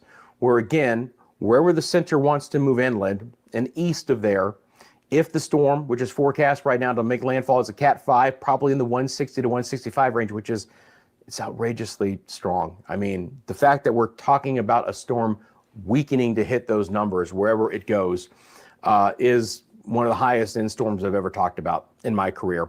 And this is devastation, my friends. Well, we got 130 to 160 mile an hour winds. And then on the southern coastline, you've got a storm surge of 9 to 13 feet, right? 120 to 140 mile an hour winds in other areas as well. All right, sorry, just checking in with our team here. Okay. Rain 15 to 30 inches, locally up to 40. Now, I expect the majority of the eastern side, the eastern parishes from St. Catherine to Kingston, St. Andrew, St. Thomas, Portland, St. Mary, probably even most of St. Anne as well, to fall somewhere within that 15 to 30 inch range, right? It's significant rain. Potentially a couple of spots could go even higher than that. But when you're talking about 375 to 750 millimeters of rain for a storm total, that's just so much water on the island in such a short amount of time. So significant flash flooding, life-threatening flooding is likely to occur with the storm as it begins to move inland. And again, a storm surge of 9 to 13 feet. So a wall of water 9 to 13 feet high, not even talking about the waves or the storm surge on top of that, as far as the swells and the breakers pushing on with that wall of water. Western side of the island, and again, depending on the track, I might have to up these numbers for St. Elizabeth and Westmoreland parishes. We'll see how that track ultimately plays out. But on the west side of the storm, we're still expecting winds close to the core to be 120 to 140 miles an hour, 90 to 120 in the northwest side of the island. And again, those numbers might have to be raised. So ultimately, I might raise the western side of the island's winds a little bit. I might lower the far eastern side of the island's winds a touch. All of these winds are destructive to a lot of buildings, to a lot of infrastructure. Again, island-wide, those kind of impacts are likely. 10 to 20 inch rainfall totals, locally 25, and that storm surge on the west side of the island of about 6 to 9 feet. Rainfall totals, again, maximum likely to be 25 inches or higher. It's good, if you will, to see the European model has come down a little bit at a maximum of 25, but still, a couple of spots here or there could brush the 30-inch total, 750 millimeters. That kind of rain, certainly flash flooding of all sorts in the southeast sides of Cuba is likely as well. 10, 20, 25 inches of rain near Santiago de Cuba, in the Guantanamo area, and then 4 to 8, maybe 5 to 10 inches of rain, central, southeast Bahamas, maybe not as far south as Turks and Caicos, but it'll be close. That could lead to some flooding concerns there as well, although with the, again, increased forward speed of Melissa by then, we're not likely to have the feet of rain in the Bahamas like we are likely to see in Jamaica, Southeast Cuba, and what we are already seeing in Haiti. Again, the flooding coming out of Haiti right now is so significant. And again, your storm surge, as I've mentioned several times, should be clear at this point. Hurricanes are areas of low pressure. That means winds wrap counterclockwise around the storm. So if the center is here, all of the winds on the east side will be out of the south, which is going to push all of that wall of water right on shore. That's the problem with having a storm farther west, is more of the southern coastline now gets into the highest storm surge possibility, which again, in some areas is likely to be 9 to 13 feet and locally even higher.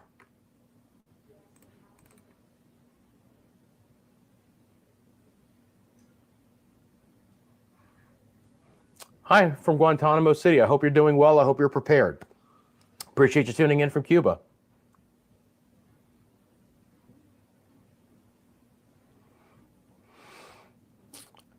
It's my understanding that the airport has been closed for quite some time. Yeah, no flights in or out for sure by now, but that it's been closed for a while there.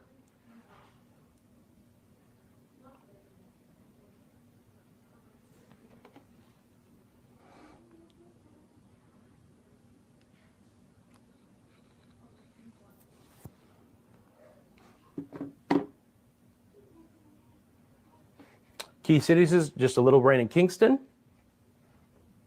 No curfew. Okay. And Otto Bay is in St. Mary. All right. So again, you know, for looking at the northeast side,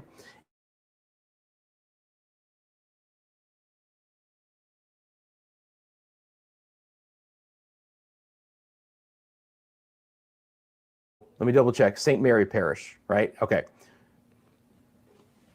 So kind of in this area, right? I'm going to assume you're a little bit east of Port Maria, somewhere in this area, right? Orientation of the shoreline will matter. But here's what's going to happen with that area. Let me bring up my telestration. Boy, this is always going to be fun. All right. So we have to assume that the storm is going to go here now. Again, subject change, we know that, right? So initially, to begin with, all of the winds on the east side of the island are going to be like this, okay? Which means for that area, there could be a little bit of paralleling, or depending on the orientation of the shoreline, pushing some of that in. As the storm progresses offshore, right? Now all of these winds are here, and the winds actually start to turn out of the southwest and eventually out of the south, and it pulls all the water back out, right? So the water will begin to recede in these areas as the storm pulls away. Ultimately, a pretty good average is that we would see about half of the storm surge to what the southern coastline would see out of the storm, but it is a little bit harder to forecast. Again, there's no high resolution tools as far as the storm surge products available in the United States, unfortunately. But with that orientation of the shoreline that kind of juts up like this, I am a little bit concerned here, right in the Port Maria area, that it catches a little bit more water here with the easterly wind. And then that just inundates areas with a little bit higher storm surge there. Whereas if the winds are more parallel with the shoreline, right, a lot of the highest wave action and storm surge might likely just skirt the coastline. But still significant storm surge is possible in the northern coast. They're just not going to have the wall of water that the south coastline has. So I would say at least several feet.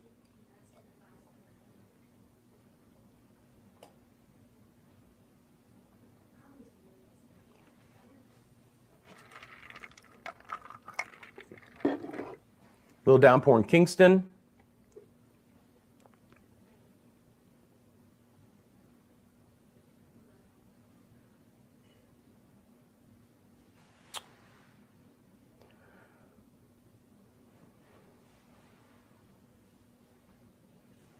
Yep, always a good idea to know where the nearest shelter are. We talked about in yesterday's video that a lot of the schools were being used as shelters. Again, I've been kind of keeping up with some of the local press on the island as well. See if there's any, sometimes they do like little headlines here.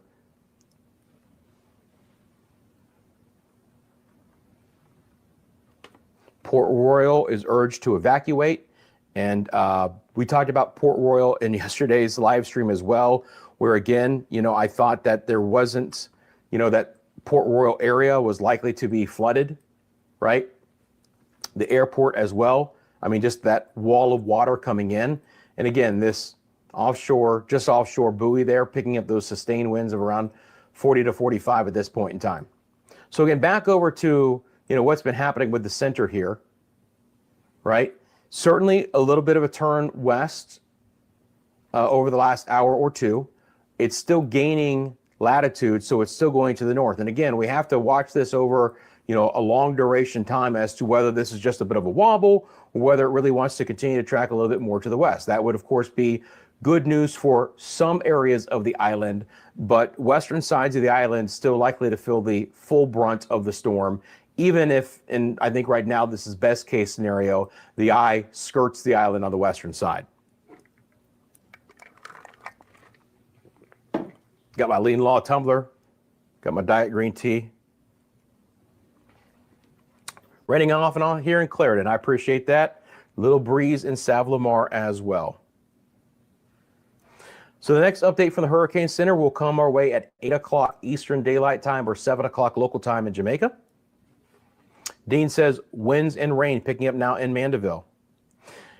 Yep, so Hurricane Hunter reconnaissance aircraft, there are all different forms of them, and the Navy is involved in this as well. They'll be interrogating this storm almost consistently, right? And again, as you guys know, I have access to the live aircraft reconnaissance data if they want to transmit and if I can pick it up. The latest that we're seeing is way out here. And let's see if we get a time fix on that. And that is current. So there is a reconnaissance aircraft on the far, far southeast flank of this storm. I mean, far away, but it is beginning to move in. So remind me, and from time to time, I'll check in on that data and we'll see what the newest information is. Again, the fact that we continue to have lightning being observed near the center is not a good sign, for any weakening of the storm. Let's look at our visible satellite imagery here before we lose that. I mean, look at this monster. Again, visible satellite imagery has to have daylight, so it starts to fade, but you get these shadows right at the end of the day that really show you where that deeper convection and those higher cloud tops are. Just take the lightning off so you can see that.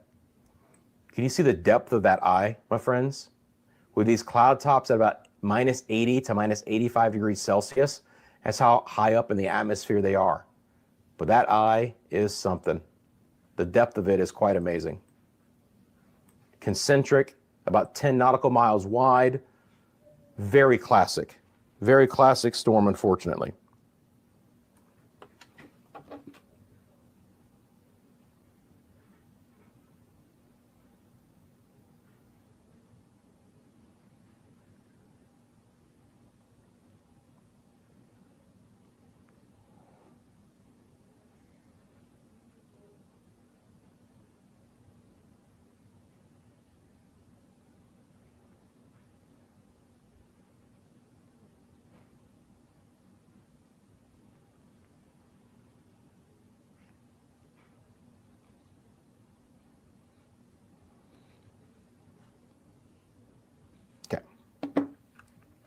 Again, coordinating with our live streamers on the island, so I apologize if from time to time I'm going to stop and focus on them and give them direction and information. I mean, obviously, the most important thing, and they're just doing this because they want to help tell the story on Jamaica, is to stay safe. We're not asking them to do anything in particular. If they just feel like they can safely go out and shoot some video for us or go live, they're going to do so.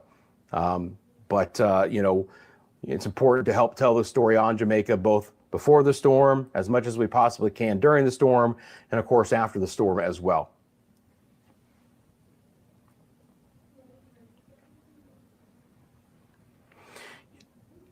Yeah, there's multiple planes that'll be in and out. Again, my system will pick up the one that's transmitting, and we can follow that in real time. But it's not a complete look at all of the, hurricane reconnaissance aircraft and where all of them are at this point in time. I would say I can pull in the recon data. We can look at that on a graphic as well. What would you like to know about Montego Bay? I mean, again, Montego Bay, northwest side of the island. Obviously, the center track is likely to come very close to that area. So even on the northwest side, based on the track from the hurricane center right now, Montego Bay would experience the inner core winds. Right now, they might be weakening a touch as they get to the northern side of the island, but more than likely, and I showed you the graphic earlier for the northwest side of the island, more than likely at least 90 to 120 mile an hour winds sustained in Montego Bay with higher gusts. But if the track of the storm even nudges a little bit farther to the west, the core of the storm has an even higher possibility of going directly over Montego Bay, where those wind, that range of wind would be too low. And I'd have to up that as well. So significant hurricane conditions are likely in Montego Bay starting early tomorrow, potentially as early as the daybreak hour, and then spreading closer to Montego Bay and being more consistent in that area as we go through the remainder of Tuesday. Again, if you live on Jamaica and you're watching right now, all of the island has significant impacts likely to move into your area here as we get into the daybreak hours of Tuesday, and then spreading across the island the remainder of the day, with tropical storm conditions moving in the deeper into this Monday that we go. Storm surge wise, again, just like, that was asked of me of St. Mary Parish, because Montego Bay is on the north side of the island.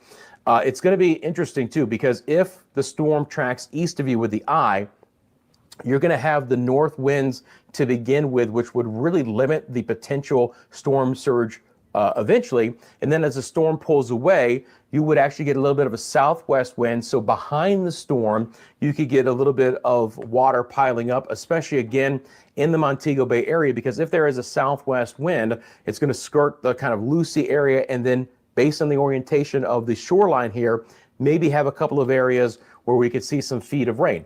Now that's, or excuse me, some feet of storm surge, and not even accounting the rainfall that's out there.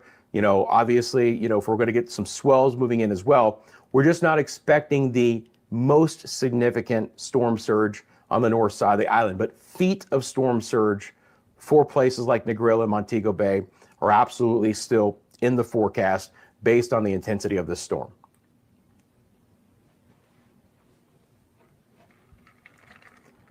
Brownstown and St. Anne, tropical storm force winds have moved in. Okay, thank you very much for that. Linstead again here, central side of the island.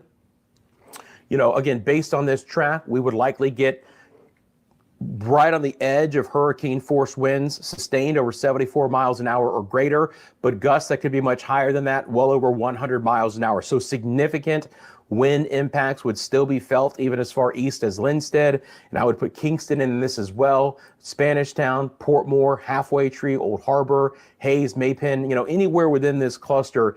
Even if you're just slightly more than 30 miles away from that center, we're still likely to get some sustained hurricane force winds, certainly gusts that will be over 100 miles an hour from time to time. Again, very destructive winds, rainfall, higher elevations that could produce significant amounts of ice, of flooding, especially into the low-lying areas, catastrophic flooding, guys. Feet of rain likely in these areas, 12, 15, 20 inches of rain, maybe locally up to 25 and 30, 500 millimeters of rain, 675 millimeters of rain as a storm total in some of these areas.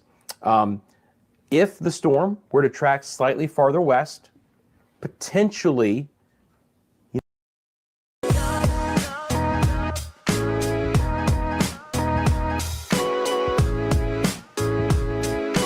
area, but at this point in time, we're close enough to where that core is going to be, where we are likely to see at least some borderline hurricane force sustained winds of over 74 miles an hour, and certainly gusts that would likely still go above 100.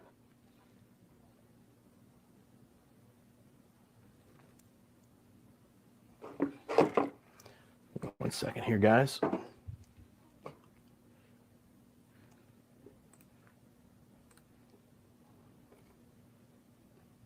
As I've said, we're working with our friends behind the scenes.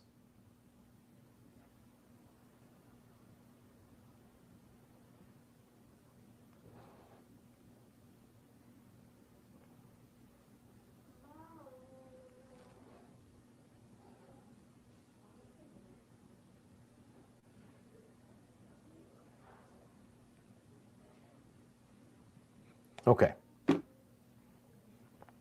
Savlamar, again, you know, unfortunately, the southwest side of the island at this point in time would be the part of the island that would experience the most direct impacts from the storm. You know, with the track trying to come back into the southwest side of the island, so Westmoreland and St. Elizabeth parishes, you know, would likely get the brunt. Obviously, Savlamar being near the coast, on the coast, would likely also get a lot of storm surge as well. There will be a difference in some ways as to the strength of the winds with the storm, right? If it's right over Savlamar, east of Savlamar, or off towards the west. Again, a east track from Savlamar is slightly better because you're on the weaker side, but with these kinds of winds, as I've mentioned many times, and I will continue to do so to make sure that the messaging is out there, guys, with these kinds of winds, they're destructive throughout the entire hurricane force environment, right?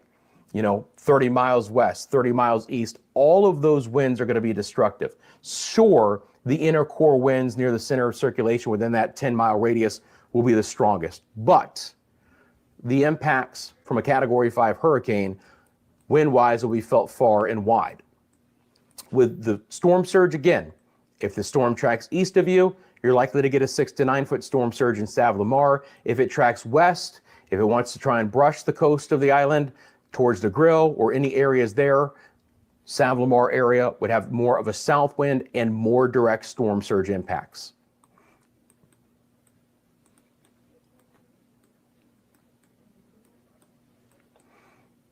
In the short term, there's absolutely been a little bit of jog west, right? But again, you know, these storms, they bobble, right? And I've been watching this all day, if you guys have as well. We've had bobbles and turns and twists because the storm is moving so slowly. Erratic movement in the short term is expected, right? We don't expect this storm to go in a straight line when it has 175 mile an hour winds and it's moving at 3 miles an hour. It would be great if the track west continues, but that's not what is forecast right now, okay? Now again, farther west track, even in the short term, will do a couple of things. Sure, you know, the Hurricane Center may look at this and the newer model information that's coming in, and I'll keep an eye on it, and maybe they do see enough of an appreciable shift where they want to take this line and move it a little bit farther west. But the question is, given the fact that we're 14 to 18 hours away from landfall, you know, how much farther west do they expect it to go, with still the vast majority of the model data showing a direct landfall to the island? Okay, that's number one. Number two is, you know, again, the appreciable differences that it's going to make on the island, which could not be very significant, and in some areas even more impactful if the storm stays just slightly off towards the west. Remember, the right front quadrant, or the northeast side of a storm like this, is the most dangerous part of the hurricane. And unfortunately, that is the quadrant of the storm that will sit over the island for the longest duration.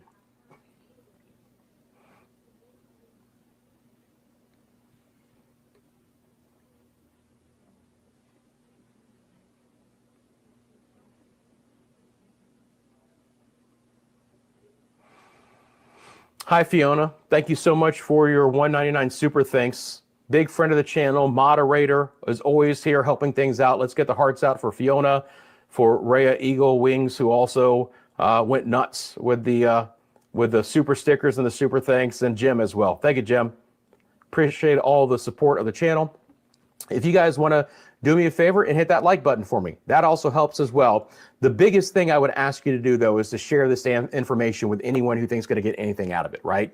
Let them know about what we've been discussing, whether that's just letting them know or giving them a link to the channel and saying, hey, if you want to join in, this is what I'm watching right now as far as coverage of the storm. So I appreciate you guys for doing so. So, and I keep getting the same questions, and I absolutely understand why. And I'm going to do my best to continue to answer those. And again, our chat moderators can jump in. Timing wise for the storm, any jog west, right? Even if it's just a short-term jog west, is likely to back up the timing of landfall, because now it's farther west and doesn't have a direct route rather than going due north, right? So that's the shorter time frame to get to the island. A west and then turn to the east and northeast is a little bit longer duration. So my feeling, based on what I'm seeing right now, is we're likely to not have landfall until we get into the early morning hours of tomorrow morning. More than likely, landfall won't occur until daybreak tomorrow morning. Again, if it does, still the highest probability. But, grant you that there is a plausible scenario where this brushes the west side of the island, right? Which again, that's better for the east side of the island, but the west side of the island would still see about the same impacts. Again, the storm is massive, guys. We'll take a look at the size coming up.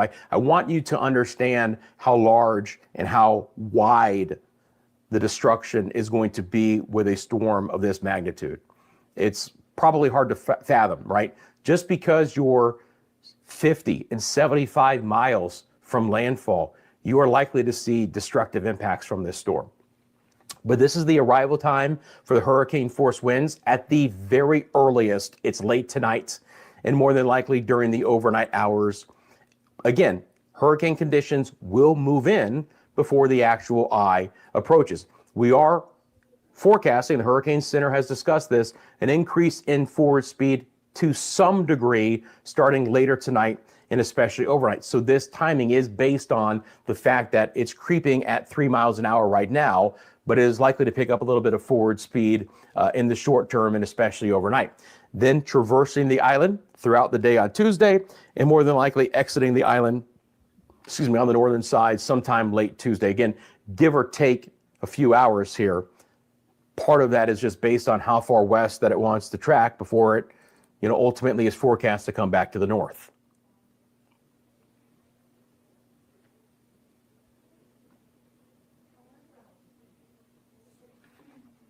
I appreciate that, Stacy. Thank you very much. Listen, I understand everyone being nervous, okay? I grew up on the west coast of Florida.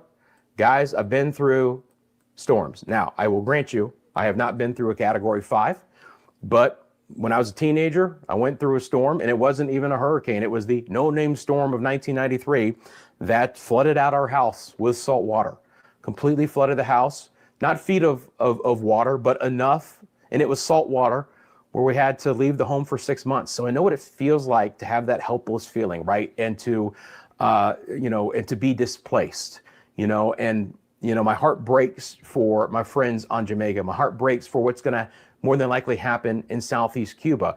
We'll have to really monitor the situation in the Bahamas and Turks and Caicos. The flooding ongoing right now in Haiti is destructive, and it's life altering, right? The best that we can do is understand what's happening and be as prepared as we possibly can. It's the best we can do, right? To try and shelter as much as we can and to hope the impacts are as little as possible. We hope for that, but we also prepare for the worst. And this storm is of the worst magnitude when we have winds of 175 miles an hour, a storm that has a pressure as low as 906 millibars and a northwest wind at around 3. Have you guys felt that, by the way? Have you guys felt the weight of that air in Jamaica yet? Where that pressure begins to lower? Let me know. Roger says starting to get some tropical storm strength winds here, Brownstown and St. Anne. So there you go. Fort Myers is in the house. St. Vincent and the Grenadines is in the house. Appreciate you guys. South Florida.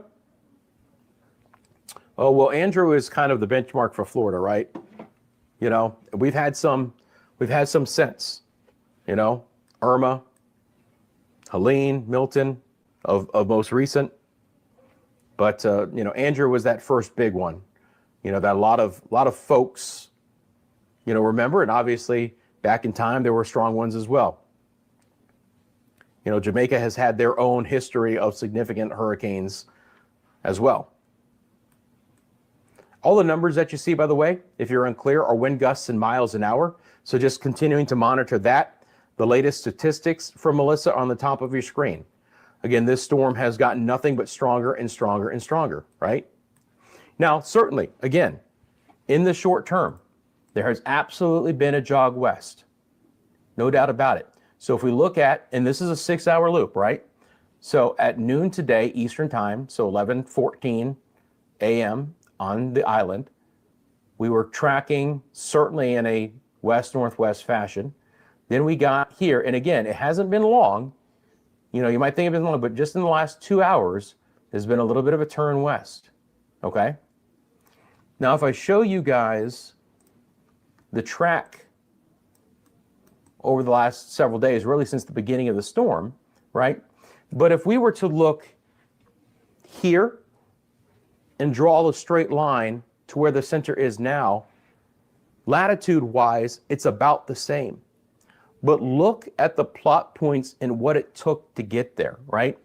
These storms, when they get strong and they're moving very slowly, they're big time wobblers, okay? So the thing that I will always point out in this scenario, when you're looking and hoping that a storm is moving in a direction that is not closer to you, is that we have to look at that in a longer term trend. A couple of hours of a storm moving, you know, 75, 90 degrees on the compass west or in a different direction than what the forecast is, doesn't ultimately mean that that's where it's going to keep going. It has to be over a much longer duration. But I'll continue to monitor the trends of the models as well. As a matter of fact here, real quickly, just behind the scenes, I'm going to bring up the latest Google DeepMind and see if we got a new update there. We do have the 12, okay, perfect. Now I can show you guys this. It'll take a second. So I'll show you guys this as soon as I can get it on the air. But the Google DeepMind, just so you know, the latest forecast has all 50 members with a direct landfall to Jamaica, okay? It shows this west jog and then a turn north and a turn northeast, very similar to the Hurricane Center. So again, it's the newest one, you know, obviously it's a little old because it takes some time to get the data in, but there hasn't been an appreciable shift west on the Google DeepMind. And I will effort to get that up to you guys here shortly. I'm going to,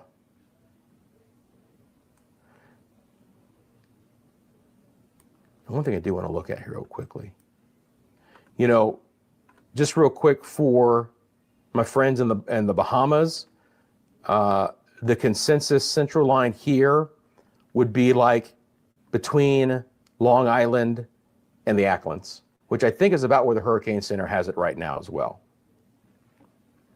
All right, so I'll effort to get that up to you. Hey, Discovery Bay having light rains. Appreciate that. Good evening, Lockums. Hope you're doing well. Yeah, welcome to anyone just tuning in. Appreciate you guys. You know, we're here for you guys in the long term. We're on right now. We'll talk about our coverage coming up, but obviously we're going to be on for a significant time as the storm approaches, and we'll discuss that. Part of how I'm going to play when I'm on live is going to be dependent on just how slowly this thing wants to churn, right? You know, but we're on for you right now. Portmore with some light rain. I'm very sorry to hear about your father. Wishing the best for him.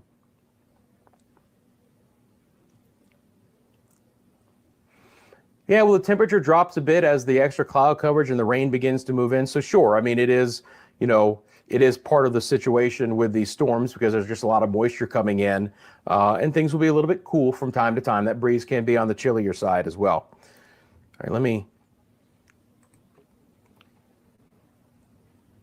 I want to try and get you guys this latest Google DeepMind here. It won't take too long, I don't believe. I will be answering chat as we move along too. Sweet Sugar City in St. Kitts. Well, appreciate the thoughts. Thank you, Keith.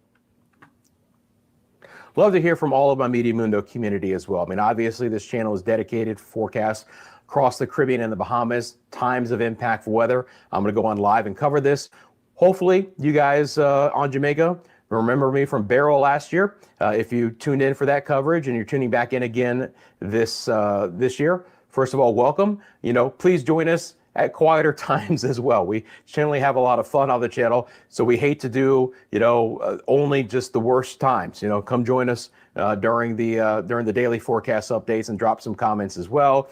But appreciate all those who have found the channel either previously or very recently during this storm. Again, we're going to get you covered here. We've got some live reports on the island to come your way, monitoring the situation for Jamaica and other areas down the road, including Cuba and portions of Hispaniola, Turks and Caicos, and the Bahamas as well. Yeah, throw those hearts out in chat. I appreciate that.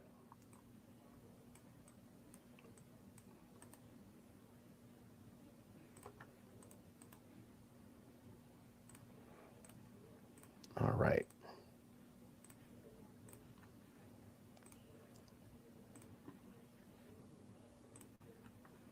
Give me just one more second here. I'm going to throw that into my system.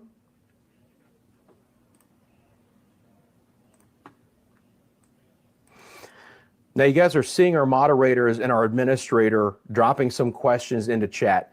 A couple of things first. If you want to answer those questions, that's great because, we love to get an idea of what's happening. But they're also heads up, right? Things you should be thinking about, right? Do you know where your nearest shelter is? Do you have an evacuation plan? Have you secured the objects in your yard? Things like that. Maybe you weren't exactly thinking about them or they weren't top of mind, but you're seeing them asked as questions here. Maybe that's a nice reminder.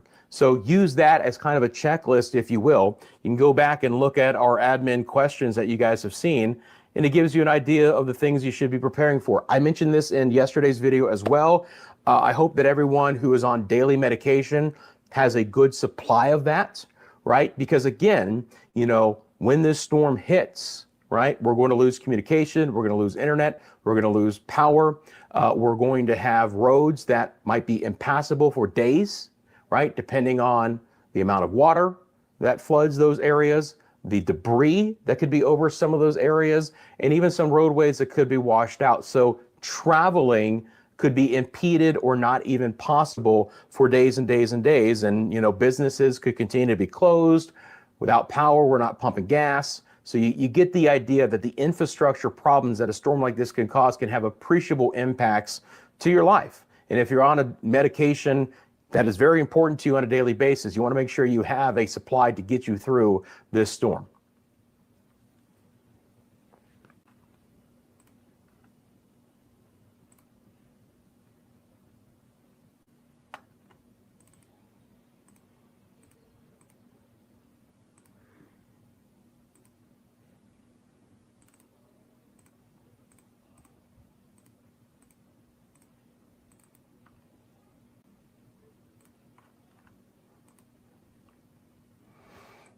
All right, hopefully we'll get that in just a second.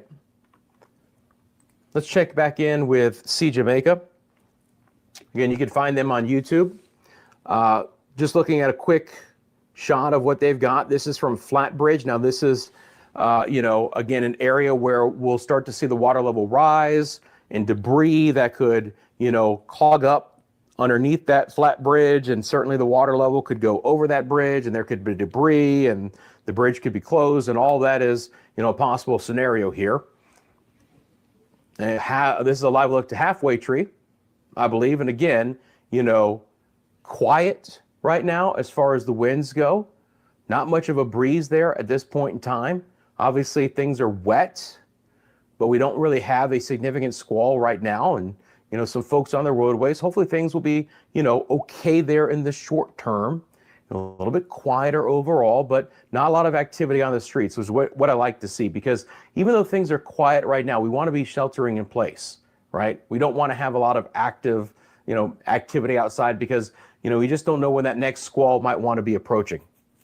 So the Halfway Tree Transport Center there. Again, see Jamaica on YouTube if you guys want to check out a little bit more of live cameras there across the island. All right, so let's see if we got our new Google DeepMind up here.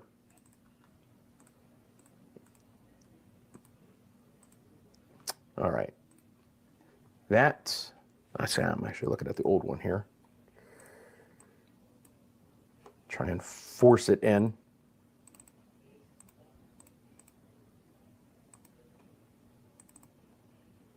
All right.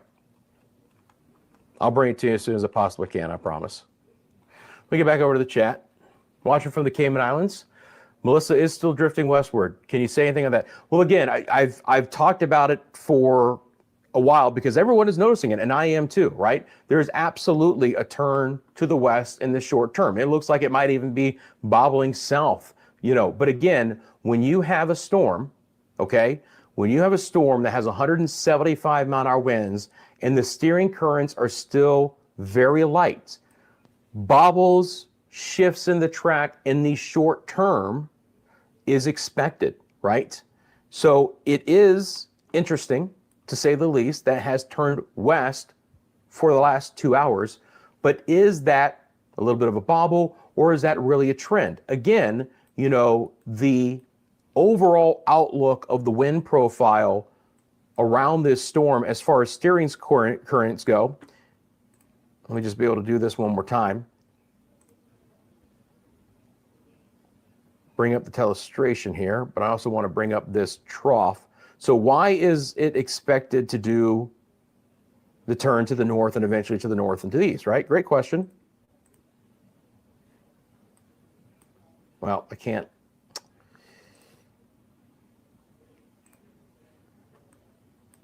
All right. I'm going to get one of those little pins is what I'm going to get. What I wanted to do here is I wanted to give you a little bit broader view first. All right. We got a trough coming in through the eastern side of the United States. Okay. Let me show you the surface winds associated with that. So I'm going to bring on surface winds. Okay. We'll walk through this together. Understanding, right? Understanding that, you know, funky things can happen. But do you notice that in the Gulf, the winds are beginning to turn out of the north now, right? And that you notice that we had an area of high pressure here, but now the wind field is beginning to get a little bit more muddied on the east side as this trough moves in. There is here, and if I go over to, you have to give me a little bit here. Do this. I am working on the fly here.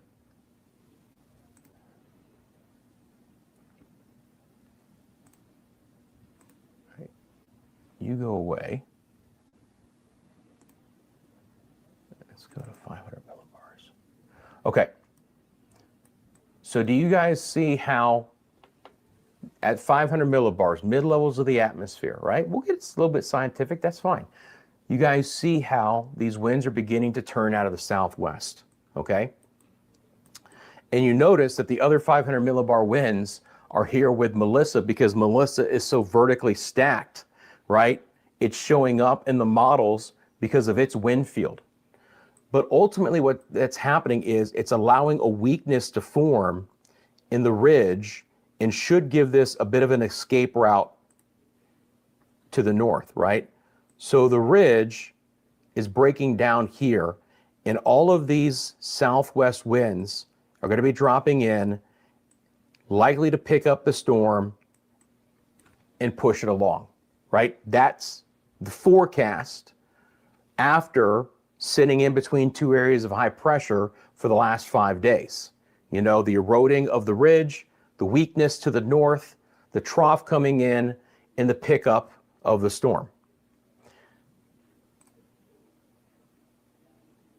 If I clear this off, again, there's like 2 steps that I have to do every time, and I'm going to have a word with the Chris. But if I just zoom in again, right, and I come over here to the discussion. So this is the scientific part of what the Hurricane Center puts out every 6 hours. Okay, so let me find this here. All right, and you guys can read this paragraph with me if you want to, but let me read this. Melissa is starting its north turn, and the initial motion is now northwest at 315 degrees at 3 knots. The mid-level ridge north of Melissa continues to weaken as a deep layer mid-latitude trough moves eastward through the southeast United States into the southwest Atlantic. This should cause the hurricane to turn northward during the next 6 to 12 hours at a continued slow forward speed after 18 hours. So as we get into early on Tuesday morning, Melissa should turn northeast with a slight increase in forward speed as the mid-latitude westerly flow becomes the dominant steering mechanism.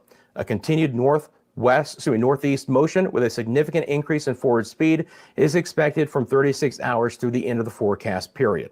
Okay, so on the forecast track, the center of Melissa will be near or over Jamaica late tonight or Tuesday, eastern sides of Cuba Tuesday night and early Wednesday, and then move through the Bahamas and Turks and Caicos on Wednesday. So that's the discussion of what we just talked about, right? So that's what the models are picking up on. Again, why are the spaghetti plots of the hurricane models showing the track that it has? Why is the Google DeepMind still showing all 50 members over the island? Because that is the scenario in the atmosphere that they feel like is steering this storm. Can things change? Can there be features that are stronger or weaker than what is forecast in the models? Absolutely. That's why it's not an exact science, right? It's not. But we have a very narrow window of time for this storm to do something outrageously different than what the models are showing. As you guys know, the cone of uncertainty widens over time. The forecast error widens over time because the models aren't as skillful deeper in time. That being said, they've gotten a lot better. They've gotten a lot better. Intensity-wise, they're still struggling with these storms, but track-wise, they really have gotten a lot better. Now, we'll see how this plays out. Okay, we'll see if this west turn continues. We would have to get this storm to be at least 30 miles west of Jamaica to really have significant differences in what the central and the eastern side of the island would see.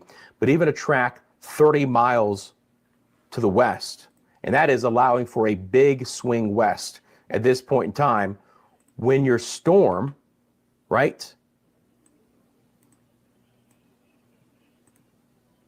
is very generously, as far as I could keep going with this, 350 miles wide, double the size of Jamaica.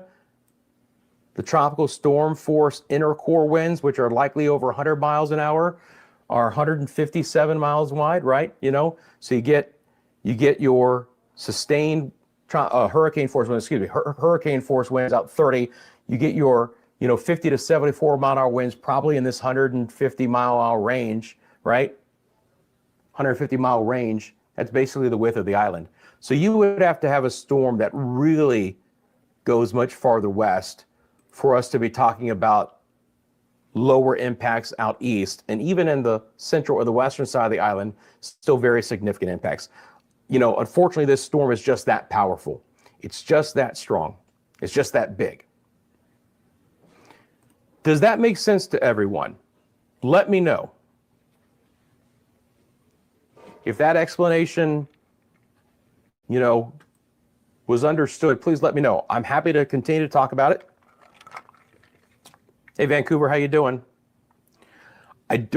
Obviously, there's all kinds of structural infrastructure on Jamaica, concrete buildings. We do have some wooden frames. We have metal frames, metal roofs. There are different varieties of infrastructure, but even the most significant infrastructure with a storm of this magnitude is subject to extreme damage, right? Whether that's complete structural failure or not, with some of the strongest, hardened infrastructure, that's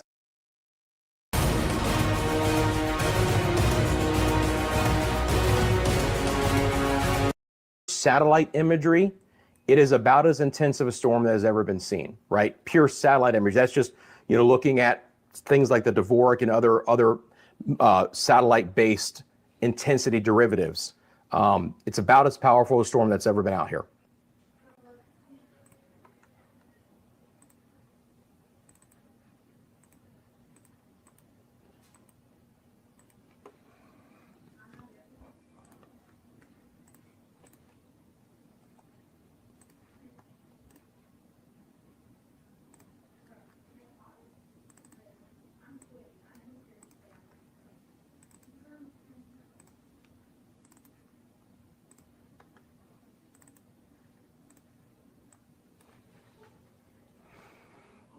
Thank you, Farah.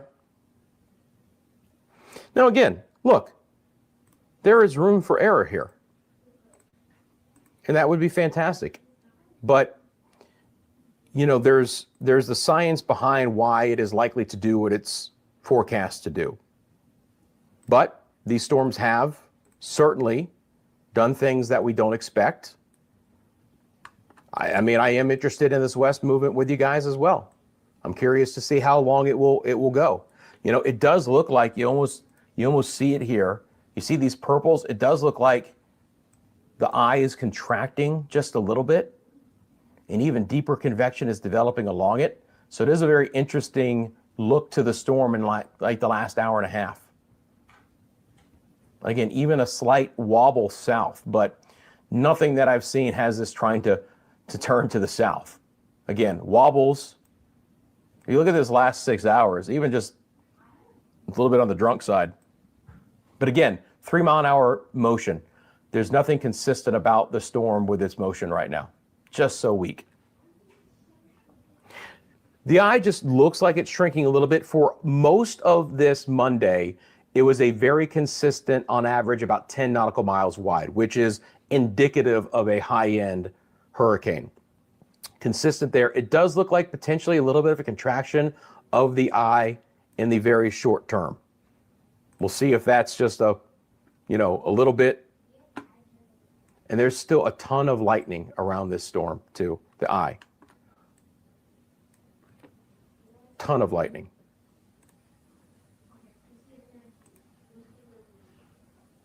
Maybe the eye is more like 8 miles wide now from 10. If I go back out here,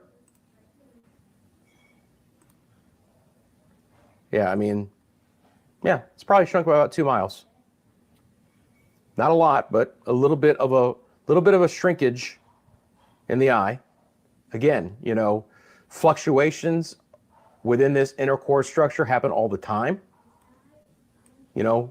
From here, what happens, we'll have to watch, right?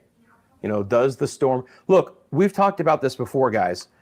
Hurricanes this size, this intense, they can't stay this strong forever. They kind of blow their top a little bit, right? And they are likely to fluctuate in intensity and potentially weaken some, right? So to stay of a hurricane of 175 for an extended time is not likely. This storm is likely to go under some structural changes where the maximum sustained winds reduce a bit. But again, appreciably, what impacts is that going to have on Jamaica? Is it going to really bring, winds that are much significantly less to really cause any differences? I'll continue to discuss the fact that, any structure that will fail in 160 mile an hour sustained winds is very likely to fail at 140 mile an hour sustained winds and is very likely to fail at 120 mile an hour sustained winds. And just how low do you get before you have changes to structural damage from this storm? You probably have to get a lot lower than 175. Where is that number? Again, for most structures, it's got to be a lot lower than that. And again, that's the inner core sustained winds from the hurricane. Areas east, Kingston area east, sure, a reduction in some maximum sustained winds and a little jog west, maybe a great jog west relative to what we have on the track right now would bring a slightly better scenario here. But remember, we're still seeing 9 to 13 foot storm surge. So I just don't want us to get transfixed on exactly where the center is going to go. because the impacts are just going to be felt so far and wide with a storm this big. Wish it wasn't the case, guys, but impacts are going to be felt in a tremendously wide area, and significant impacts, and a tremendous amount of rain is going to be coming along too. Starting to get some rain in Kingston. Third sounds about right. I think we've had 180. Yeah, 150 again. Still 906. 906. The only thing that changed from the 2 o'clock to the 5 o'clock was that they changed the direction from west-northwest to northwest. But honestly, it really is still going more west-northwest than anything. And really, over the last hour, it's been going a little bit due west. So we'll see how that goes. Again, this all, in my opinion, right now is a very short-term bobble more than anything. The longer-term atmospheric steering currents, the steering flow, are likely to play out as we just discussed, where the storm does and is forced to turn north, slightly north of east potentially before it either, again, we'll plausibly say slightly west of Jamaica or over Jamaica, and then accelerating from there. Still a high chance of landfall. Yes, indeed. It is forecast right now to make landfall as either a low-end Cat 5 or a high-end Cat 4. I believe we are still in that 155 to 160, which would make it, the 160 would make it a Cat 5. Okay? Again, that would just be for the record books. The difference to what we're going to see on the island is not going to matter. 155, 160, heck, 140. It's just, unfortunately, it's just not going to matter. If you guys just tuning in, this is some video that Jimmy sent me earlier. This is from the Southfield area of St. Elizabeth Parish. And again, it's a very common sight along the southern parishes here where the winds are just picking up in a more consistent fashion. We've had some squalls and there's been some decent rain here, but, at this point in time, you can just see that wind, even at 30, 40 miles an hour, whatever this might end up being, it's still dancing these power lines. These power lines aren't going to hold up for much longer, unfortunately, here. And I was talking with Justin, who has been sending us the videos out of the Treasure Beach area. They lost power probably around noontime, maybe even slightly earlier than that, which is why I was asking, and let me ask it again, if you are on Jamaica, do you still have power? Thank you, PCPA. Says, love the more detailed explanation and technical side of it. Just found your channel. Did the Melissa sub? Well, I appreciate that. And I appreciate y'all taking a quick second hitting that subscribe button. Again, we've been doing this for a couple of years, but we're a growing channel. We love your support. The biggest thing, the reason why we're on is to get this information out, right? To pass this information on so that those who are in harm's way can take this information and make the best decisions that they possibly can.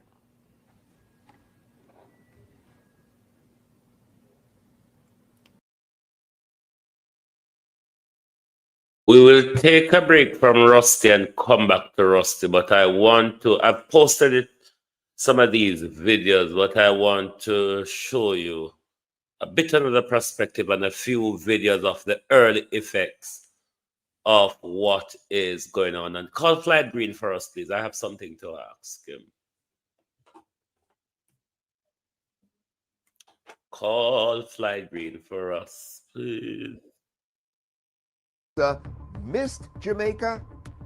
Hardly. I'm meteorologist Todd Gross, and at first glance with the westward motion, you'd think that it just drifted right by Jamaica and had no chance of hitting the island. But that's just not the case.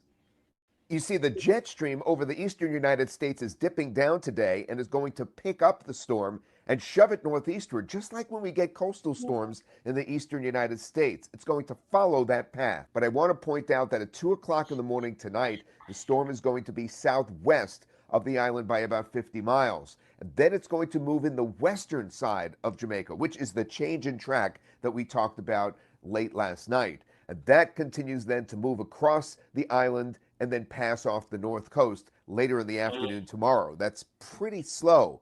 But the big news here, of course, is that it's moving in from the south to the north, or southwest to northeast. And with the circulation around the storm being counterclockwise, that means the winds will be coming up into the eastern part of the island and central part of the island in a way that Jamaica actually has never seen before, not even with Gilbert. So, to be clear, the storm is likely to make landfall in St. Elizabeth Parish. That's going to happen approximately 8 o'clock in the morning, Tuesday morning. It's then going to travel northeastward and exit in St. Anne Parish and all the areas just east of there by about 30 miles. That includes Manchester, Clarendon, and even a little part of St. Catherine, the northwest clip part of St. Catherine, and right in through there, through St. Anne and even St. Mary. Those areas are likely to bear the brunt of the storm. Now, there's very little wiggle room left. Should this just be, let's say, 5 miles or 3 miles farther to the west, then we're going to have a bigger problem up in Montego Bay. But right now, Negril looks like it's going to get the weakest part of the storm. Montego Bay getting a hurricane, but barely. But everywhere else east of that is going to get the full brunt of the storm. Now, this is slightly good news for Kingston. Slightly good news, because the winds will be coming out of the west-southwest when the closest pass to Kingston is, and that's going to bring the water right in with a huge storm surge, which could be anywhere from, let's say, 5 to 9 feet there and 9 to 13 feet over around Clarendon. So that's the storm surge of the ocean coming in. But it's really not that great, because even though it'll be farther from the storm, which is the good news for Kingston, the problem is the wind direction is going to be really bad, because it's going to be coming in off the water. You don't have the mountains to protect you or the land to protect you in terms of the wind direction. It'll be coming right in from the water. So it's a sort of good news, bad news situation for Kingston and points east. There's also another slight bit of good news. The rainfall estimate is down a little bit on the east tip of the island, the mountains which go up to 7,000 feet high. That was going to be at 40 inches max. Now we're looking at a basic 30-inch max for a good chunk of the island. Basically, most of the island gets up to 30 inches of rain. Now, that's a really huge amount of rain. Think about that. If that was snow, that would be 300 inches of snow, or what, 20 feet? I mean, this is an enormous amount of rain. So when I say this is slightly good news, I mean really slightly good news. And it's also bad because now it's spread over a larger part of the island. All right, so previously it looked like the rain was going to be the east half of the island in terms of the flooding potential. Now it looks like most of the island is involved. And remember, these mountains go to 2,000 to 3,000 feet right here in the central part of Jamaica as well, and will be kind of wringing out the moisture with that 30-inch amount right there in the central part. So that's not going to be, a picnic. That's going to be really tough, with numerous landslides, which are going to affect so many homes, and so many people will be misplaced. Make sure that you seek shelter if you haven't already. Go to an official shelter or somebody that lives high up, away from where this water may flow down. Now, this may be the last time that I get to speak with you before you lose power and cell phone service. So I want to just know that our hearts go out to you, and we wish you the very best. We're all praying for you, and we really want you to be safe. So listen to all of the emergency preparedness agencies, because they're giving you guidance as to what you should be doing. They know what's best, and you should really be following all those instructions. You should remain in your shelter as the storm is about to move in, becoming really bad tonight. And by midnight, it's really going to kick in right in through here. And then by tomorrow morning, the entire island is going to be enveloped by this thing. I'm meteorologist Todd Gross. Please be safe. Right. Let us go to a video concern. Southwest. On the car fly green, you know? Car fly green, just so. I could say if a mistake. That's Shea Blake, and I'm from Plagaman District. You're outside here this morning. What happened? What happened? There is no shelter for the people. They provide bus, but there is no shelter because right now we have a community center over there, And it's locked up because them say it's not convenient for the people. So right now, there is no shelter. Me have to sleep. Me live a Flaggerman and me have to sleep a Red Bank last night. Me have to give the community we live in a zinc shed my house because I'm living in a 2-floor house up the road. Me have to book it out. Me have to give my friend. Me have to give my family. Me have to give my colleagues. You see, because me and me one. And right now, I mean, she bar me a shelter because the community center, convenient. Don't a PJ planes, the roof blew off the last time.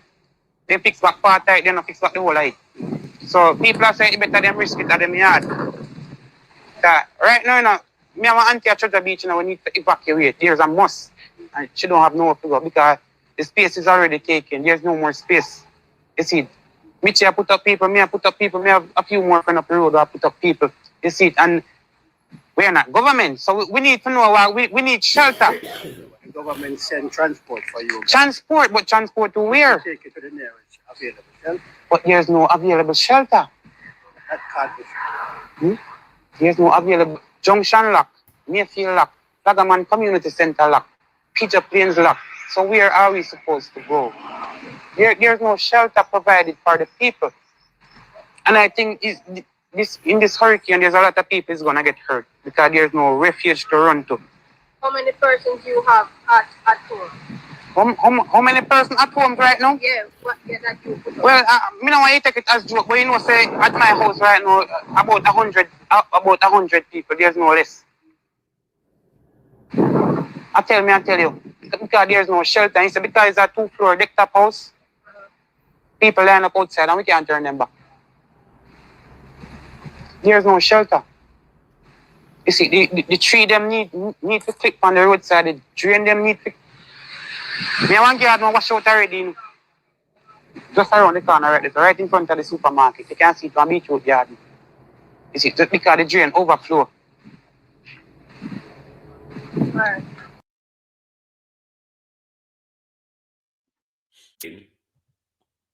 Good evening to the government and the stress where we are going through. Community center. He spoke about the community center on Mr. Green's spreadsheet that is on the ODPEM website for shelters. Number 70, Flaggerman Community Center. That is the only shelter provided for the people of Flaggerman, the Flaggerman Community Center. But we are told, Mr. Green, by this young man, that the Flaggerman Community Center isn't open. Where then does people go if you just put the building on a list, but there's no administrative or operational duty to make sure these buildings are available to people? Because simply just put them down on paper and telling the people that that is a shelter. No, the people don't have anywhere to go. Well, the young man is saying the Flaggerman Community Center is closed. And on the list, the spreadsheet that is on the ODPEM website, you have it there parish by parish, and you can look constituency by constituency. But it did a parish by parish for each parish. The only shelter that is listed for the community of Flaggerman is the Flaggerman Community Center, which residents, Mr. Green, are saying the Flaggerman Community Center is not open because they say no fit for purpose or whatever, not available or whatever. What happens? Because by now, Newell Secondary, because the nearest place you possibly could have carried them is possibly Newell High School, or so on. Down this are supposed to reach capacity. Me don't know what Williamsfield Seventh-day Adventist Church is like, or if them a give up the church. But that's also a far away from Flaggerman. So these people were telling us that they do not care. Everything about this thing is showing them up that they do not care. Who is ADPEM have the responsibility of coordinating the whole of this. ADPEM is under the office of the Prime Minister. Right now, we see there's a shamble coordination being carried out. And all of this can cause loss of life, such as the Prime Minister releasing the state of emergency, imposing the mandatory evacuation at a point later than he should. Colonel Charles told us this morning that there are vulnerable adults in his area to be moved, in his constituency, to be moved. But the government doesn't have the logistic capability to do so. Not my words, Colonel Charles. And yet they're still coming out to tell you that they care. More than that, they're even telling you, both we are fully prepared. Don't be fooled by politicians' sweet talk, Jamaica people. Look out for yourself. Let us show you an image from Southwest St. Elizabeth. Most of them are posts on the channels as standalone videos, so you will see them. So I'm not going to play a lot of them because you will see them. They're already posted on the channel. A second.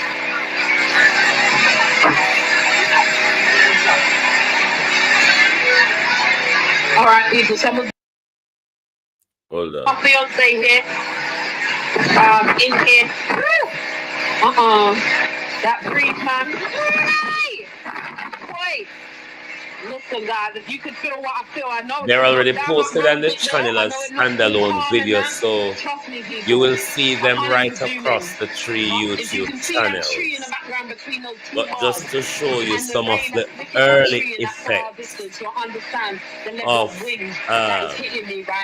Melissa. What I'm saying to you, it is not a joke out here. I'm just trying to zoom in so you can understand, because sometimes closer up, it doesn't really do that. As I was saying to you guys, because I was helping people last year sending barrels over from Beryl from UK, when I got here, a lot of the GoFundMe pages and stuff were people were worried about giving it to individuals like me.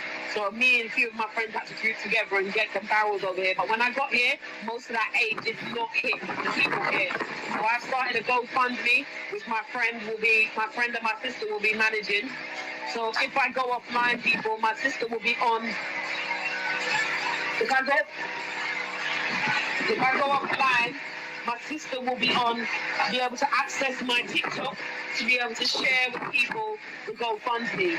Because I want people, I came on also to let people know that when people are donating to GoFundMe, this is not a joke. This is not no siphoning off money rubbish. You understand what I'm saying? This is real life. You understand? And it's going to have real impact. Thank you, Fammy. This is not a joke. You understand? I will share the GoFundMe. Let me see if I can share it on here while I've got so many of you. And I'm not telling people to give it now. You understand? I'm telling people that you guys will be able to see on the report what's happening. But I'm telling you now, thank you, Miss HMM and Sue. I'm telling you now, people's roofs are already starting to blow up, even in this level. And it's already 100 miles from us. You understand? So you can imagine. Let me see if I can get somebody to share that. I don't even know how to do this. I'm not a huge TikToker, people. So please bear with me. I will try. I don't even know how to make a comment. Listen, this is not a cry for money, so just don't mistake me, you understand? I just know from Beryl, we put it out late and no one, and people didn't help for weeks. Add GoFundMe to it. So how do I add it? Hold on. Maybe you can add it if I send it to you. To it. Hold on a minute, guys. For those that have asked me to add the GoFundMe, sorry, I'm actually starting to get a cold out here now. For those of you that, now, but I'm telling you, there's people that we're going to have to go and help right now because this is the grief I am and I'm on a bit of a hill. So what I'm saying to you is everybody that's already by the sea that is feeling this right now, their roots are gone. Do you understand what I mean? They're gone. Yes, I've always lived in the UK. I've got a British accent. So I flew into Jamaica a month ago because I'm supposed to be getting married with my fiance next month. So I spend about 2 or 3 months in Jamaica every year. One to support Jamaican people through hurricanes and stuff like this, and to build the film industry out there as well.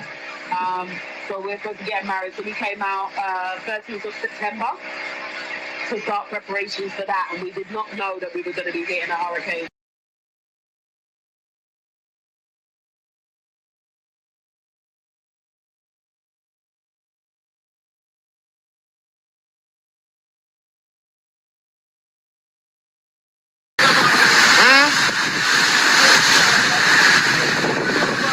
Right, the first one was South St. Elizabeth. This is St. Catherine, Ballas Hill or something like that.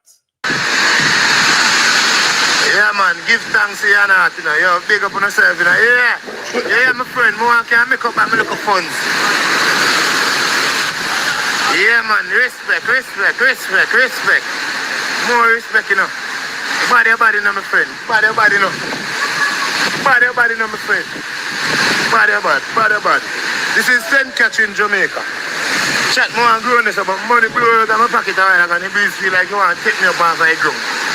So me I kind of a little bit be careful and see it. Yeah man, give thanks you give them. Thank you very much. Anything me get. And anything me get. Anything me get me thankful. Good morning. Chat. Anything me get me thankful, chat. Yo, big up yourself. Come in my side. Come in. Yeah, work with it. Send catching to them, man. Big up yourself, you know. Up, you know, anything. No cure, little baby. No make cure, little bit baby want it. Anything. All right, let's go back over to Rusty and get the updates because all of those videos, you will see them on all of the channels.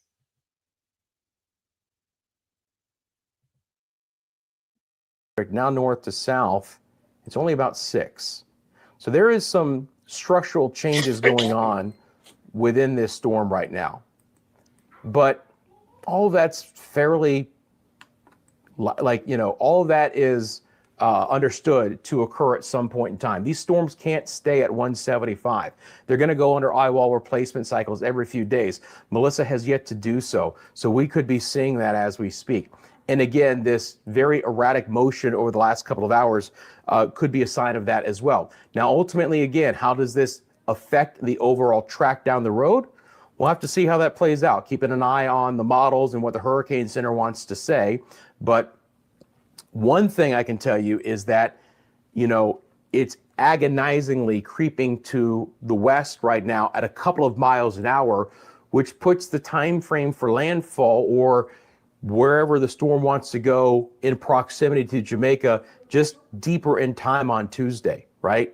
If this storm is not making any closer approach right now, we're going to have to keep backing up this time frame a little bit. I certainly believe now landfall is likely to not occur until after daybreak tomorrow, but being on the northeast side of the storm, we'll get the strongest winds and the highest rainfall totals lashing the island, continuing to see the weather go downhill tonight and as we go overnight as well.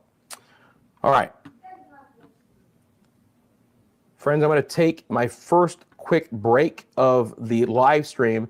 I'm going to load up a couple of new things for you guys here, but stick around because I've got a lot of different facts for you guys to take a look at here as I take this quick break. And you know I've got that fantastic music for you guys as well. So I'll be back in just a second.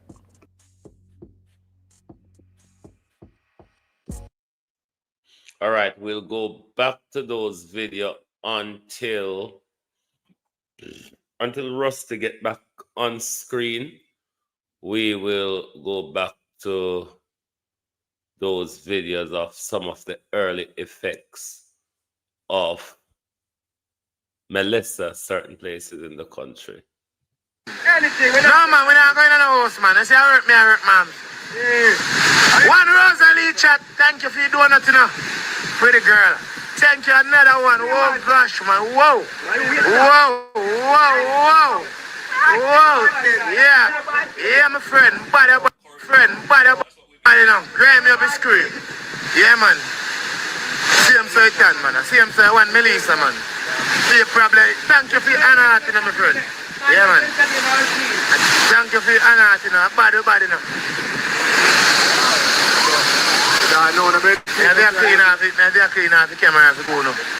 Just one sec. This is the transport center downtown at the moment. That's how it's panning out on that side of town. Hold on. Oh, I made trouble here. Oh no, I troubled the wrong one. No. Bear with me. I mess up things here. Go back to this. You fool. Aren't I silly? Yeah, we tell them so we're not send catching. You can't pin your comment. Big up yourself, the honor, my friend. Body now. Oh, I'm here, man. Body now. Yo, thanks for the roses. They're a pretty girl. Roses, they're a pretty girl. Were out and persons had to seek shelter at a neighbor's shop. So wanted to find out what was the issue with shelter. Beautiful. Yeah, man. Breadfruit, who want breadfruit? Breadfruit, fly and zinc and everything. Yeah, man, see it, man. I don't know normal, man. Yeah, man, thank you, man. Thank you, guys. Yeah, man, fix up. Yeah, man, Melissa around. Respect for the cream, although we're not doing cream. But you know, body. Yeah, man, I send catch in this, man. On place called Bella's Gate. Eh?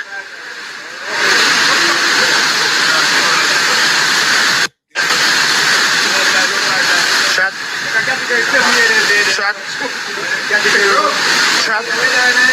In a normal chat. Just pray for it, chat. Pray for it. More look more give me make up the money, you know. No, send me get 2,000 Jamaica dollars to give for them. More I'm making next 5,000. Something me I beg. How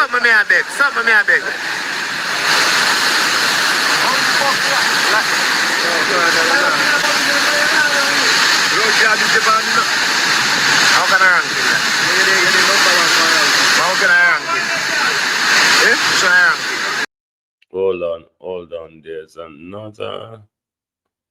Where is it? Where is that one? I think this is it.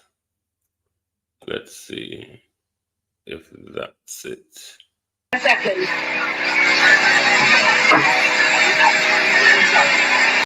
No, that's not the one we're looking for. It looks like that one not coming as studio. But never mind.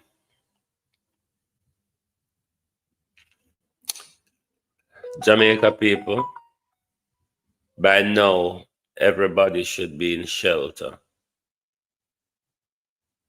Everybody should be in shelter by now because there's no more time. Because you don't want to get caught up in a swift arrival of Melissa overnight.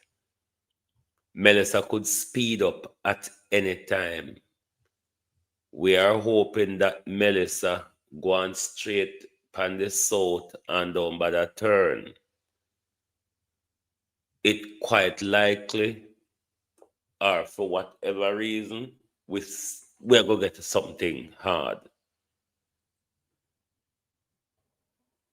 The hardness where it come, we probably don't want it that hard because we know the country we live in. We know the politicians that runs our country, and we already, if we are open and we are look keenly, we already see the role play and the foul play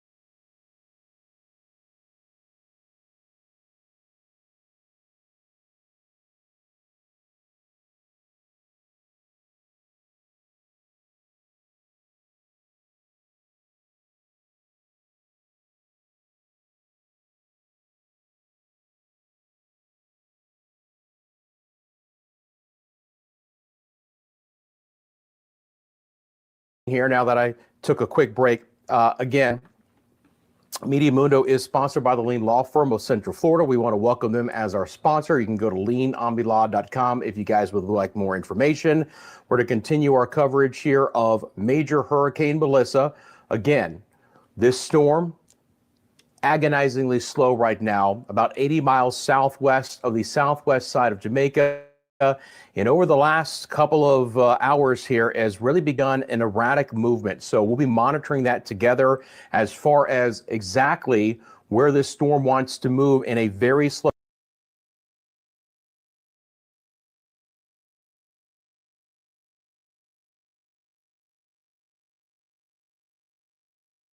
Western St. Elizabeth, and then it will continue its way across the island. By late in the day, by evening hours, we are expecting to see that center, still a major hurricane moving off the coast. Earlier in our previous press briefing, I did indicate that although I told you what the wind speeds would have been expected to be when it makes landfall, but I indicated that it would have been Category 4. On further review, it would be a Category 5 hurricane making landfall in the southwest, and this is according to the current projections. So it will move across, starting as a Category 5, but then reducing in intensity as it moves toward the north coast, and then it would make its exit and head toward the eastern part of Cuba. That's the forecast track. Here we see an image that indicates somewhat where the peak storm surge would occur. With the hurricanes, although you have the flooding that occurs because of the rainfall, we also have flooding that comes in coastal areas that is driven by the wind on the waves of the sea. So the wind actually pushes the water of the sea onto the land, and that is what creates storm surge for those residents who live in coastal areas. Of course, if there is an inlet or a bay, that is usually the areas where the storm surge is most impactful. And so in the areas of Black River, Alligator Pond, I believe, will experience some amount of storm surge. Here you see a closer picture of that area, and you see that it does extend somewhat inland. So we have to be careful about if we are in that general area of St. Elizabeth, where it would be just east of the center of the system as it makes that landfall. So these images show where those storm surges are likely to be most significant. Here now we look at the rainfall forecast for the 4 days going up to the 31st of October. And here we see that mostly central and eastern parishes would be inundated by the heaviest rainfall that would get up to 30 inches. We're talking about 750 millimeters of rainfall. We're not accustomed to measuring that. I'm not even too sure if our rain gauges will fully be able to deal with that kind of capacity before they are renewed. But we, of course, will make every effort to provide the best data after the event as possible.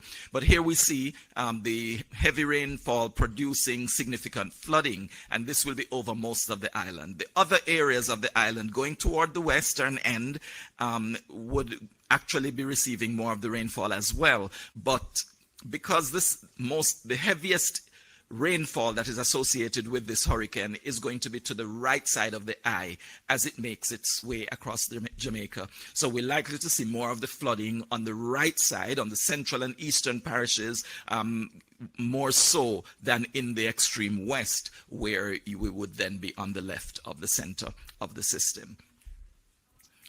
That is basically the presentation at this time, and I'm sure Minister will accommodate some questions right afterwards. Thank you so much, Evan. Any questions from media in the room? No questions. So I'm going to ask the questions then, since no one has questions. Evan, tonight, what should we expect? Again, just tell them tonight. There are people who are out there. There's still people doing preparatory work. And we want to know, can they continue to do it? When do they need to come in? And again, when will conditions deteriorate so that no one should be on the road? Okay, thank you for that question. The conditions will gradually be deteriorating this evening. We've already experienced some of that deterioration over southern parishes. Also in the east, we've experienced an increase in cloud cover, an increase in rainfall over the areas, and more intense rainfall taking place. Originally, it would just be some incidents of light rainfall that occur over sections of the country. Now we're seeing more moderate rainfall occurring over sections of the island. We have not come into that large mass that surrounds the eye yet, but that is what is progressing across Jamaica, and so we expect that the intensity will gradually increase as we go through tonight. We'll also be continuing to experience strong winds, tropical storm force winds moving across the country, mainly over southern parishes first, but then moving over to northern parishes as the center moves closer to the coastline. Also, as we go through the night, we also are expecting that we will have hurricane force winds beginning to impact, starting with the southwestern part of the island and then progressing across to central parishes. We're not expecting that the hurricane force winds will actually get all the way to the eastern end of the island, but tropical storm force winds will continue. The hurricane force winds extend only 45 kilometers or 30 miles from the center of the system. So if you're outside of, say, 50 kilometers from that center as it moves, your experience is going to be mostly tropical storm force winds. Don't take it too lightly. That can also produce quite a bit of damage, and the rainfall that's associated with the system will still be very much that you could have flooding in any area of this country. So expect all of that as we go through the night. The hurricane conditions will get, of course, increasingly intense as we get into the morning hours of Tuesday. Thank you very much, Evan. I don't see any other questions. You've heard it. It's still Category 5. Oh, there is one question.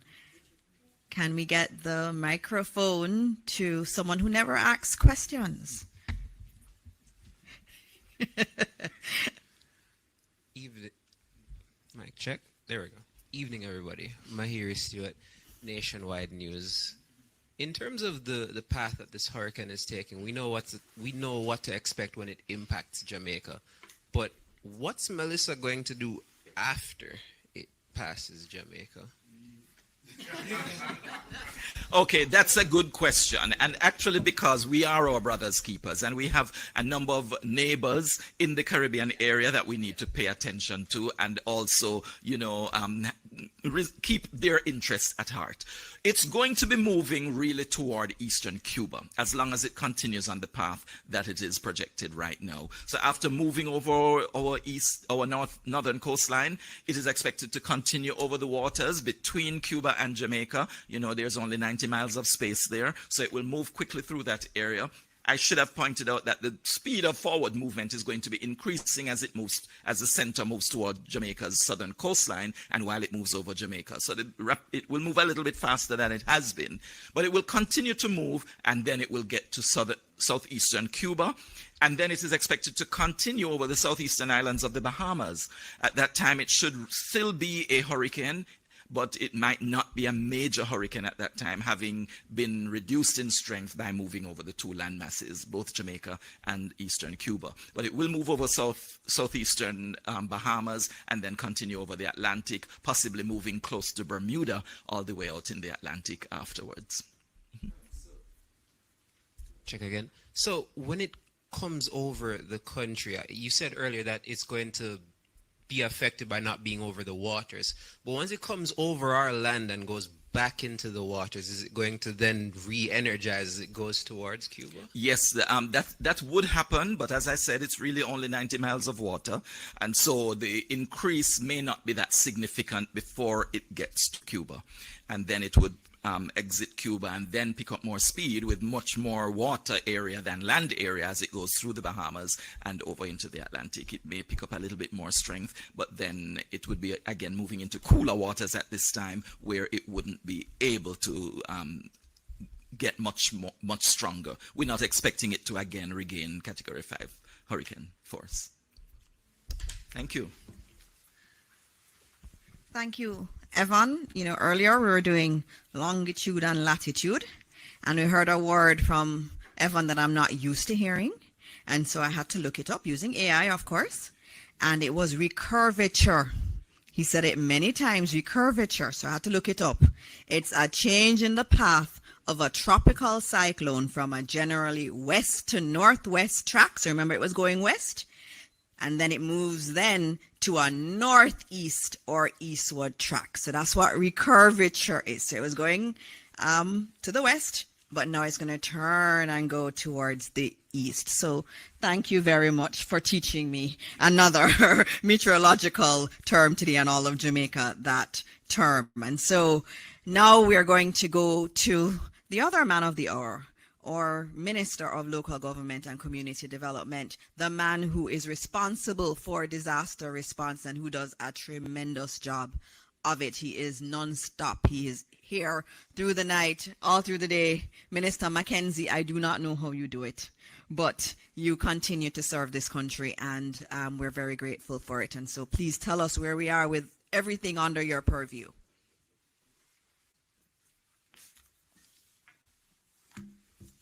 Thank you, Minister. You have been doing a good job yourself. Acknowledge my colleague who just walked in. There's a fine for being late. And to acknowledge the members of the support team, the JDF, the police, the Jamaica Fire Brigade, the Red Cross, and all the other entities, chairman of the board, members of the media.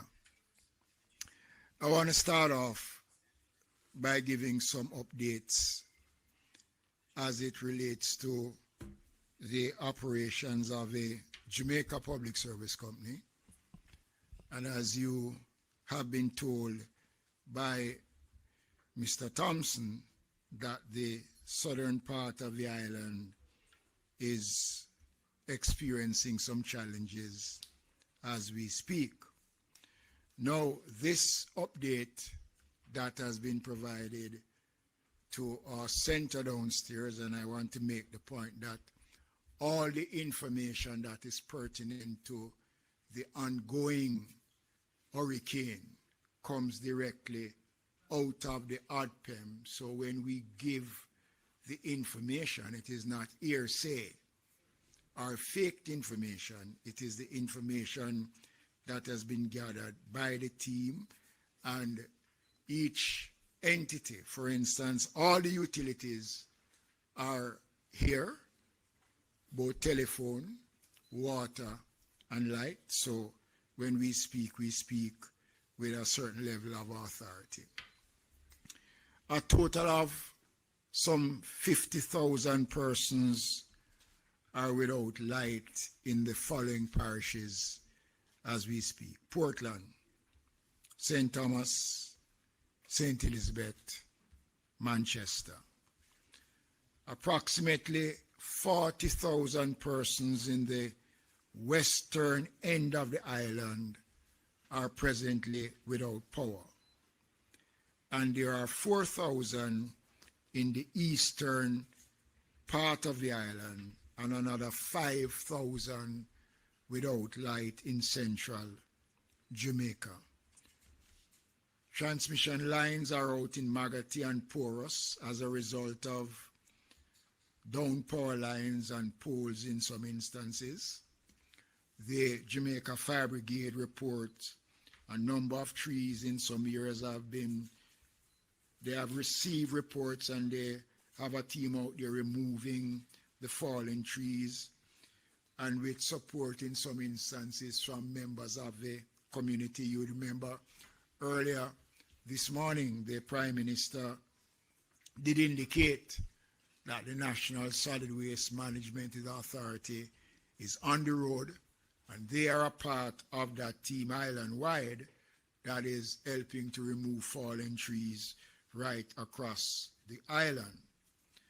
The Red Cross reported that at Veer Technical High School, approximately 300 persons are at the shelter, and the concerns that we have is that in short order, and I guess by now, the shelter would have reached its maximum capacity, and steps are being made to house persons seeking shelter at a different location. Just want to again remind persons going to our shelters to take your medication, walk with some biscuit for the first couple of hours, some water to make yourselves comfortable. And it is important that your personal documents, important documents, are well secured. The issue of shelters, ladies and gentlemen, Jamaicans, has become more pronounced because during our briefing meeting with the ARTPEM and various persons, it was brought to my attention that the new wing of the transitional center at King Street, the Desmond Mackenzie Center, we'll have to activate that because the work of the police and the team on the ground has brought in more persons off the streets in the shelters, and that is very commendable. We are seeing an increase over the last couple of hours of persons responding and have gone into the shelters, which is good, but we still have a few that is still out on the road. I want to address some concerns around shelters that was brought to our attention concerning the Myersville area in southeast St. Elizabeth, and the fact that complaints were made about those shelters. I want to make it clear, ladies and gentlemen, that the shelters are provided for the needs of those who want to go to the shelters. There are no other considerations that are given when we open the shelters. So I don't want anybody to create the narrative that you have to be aligned one way or the other to access the shelters. And there seems to be some concerns raised about the operations of these shelters. So I want to advise that all the shelters in Southwest St. Elizabeth, the Myersville Division, are in operation, and Southeast, and that they have been provided with the requisite items to afford for the smooth operation of the shelters. We are in constant touch with our shelter managers across the island, and I know, and I want to say this, as soon as the conditions start to deteriorate in certain areas, the difficulty is going to show in making contact in the way that we would want the contact to be made. We have a very effective radio telecommunication system which is manned by the Jamaica Fire Brigade, and that system is up and running. It is a part of the JICA program that the government of Japan and the government of Jamaica has put in and has made us very efficient, and it is a system that the police has tied in, and all the major stakeholders across the country has access to the system. So our shelters are up and running, and I want to say to Jamaicans that I'm encouraging you still, you still have a little window to go into the shelters because it is important. There are also complaints about Ocho-Rios-I. That matter has been dealt with. And I want to thank the many concerned Jamaicans who continue to send me messages about the operations of shelters. And I really want to thank them and say how much it is appreciated. I gave an update this morning on the state of our shelters, and I did indicate that of the 880 odd shelters, So far, 133 shelters are in operation. The shelters are available, but so far only 133 of these shelters are fully operated with persons in there. The parishes of St. Mary, St. Anne, Hanover are still 3 parishes that have no one in any of the shelters. The shelters in Hanover should be seeing people now, because based on Evan's forecast, places like Lucy, Chester Castle, other areas will face challenges, and I want to urge persons in these parishes to get to high ground as quickly as possible. Clarendon continue to lead the way. So far their numbers are 517, St. Catherine 254, St. Thomas 310, Trelawney 156, Portland 295, St. Elizabeth 182. I guess based on the other information coming in, that we will see an increase in the numbers of Jamaicans going to the shelters. As I said earlier on today, it is anticipated that more than 40 to 50,000 Jamaicans will be evacuated from certain areas, and we are expecting that number to grow. And again, emphasize the importance of sticking to genuine information. Almost every minute now, there is something out there in social media that has nothing to do with what is taking place. There is concerns that persons who genuinely wants to go to shelters are being convinced by others that it makes no sense that they go to the shelters. And many people have been told that you are safer at home than in our shelters. My first experience of a major hurricane at this level was Matthew in 2016, just shortly after I became the minister. And it was a testing time. Fortunately, Matthew changed course. But over the years, we have developed a system to improve the quality of our shelters.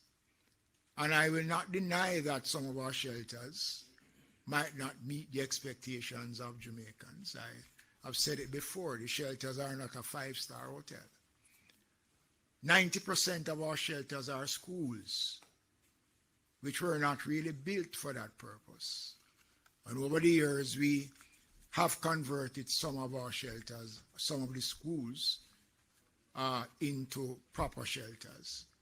And we'll be rolling out over the next couple of years, starting next year, to improve on our shelters, because we are looking at the changes that are taking place in terms of our climate-related issues. And therefore, as a country, as a government, we have to move, and we have to make the kind of investment that will ensure that our citizens are comfortable in what we say and will respond to the issues when it arises. So, am I feeling better? Still not feeling better. When I look at Westmoreland, again, here's a parish that flooding is the norm. Now we are expecting excess rainfall, record high rainfall. So it means that flooding will become an issue. There's a community in Westmoreland, McNeil Lands, which for me is a major issue. And if anybody there is listening, I want to urge persons to encourage you to leave these areas and find a place where you will be safer. It makes no sense. And in closing, I want to, again, as I have been doing since these briefings have started, it is better to take that step than to pay that price. Don't worth it. This government is committed to work with every single Jamaican after the passage of Melissa to help to restore your way of life, to rebuild. The Prime Minister spoke about the various layers of insurance and coverage that an understanding government has put in place over the last 4 years to secure the Jamaican people. And when we meet after these meetings, we look at the way forward.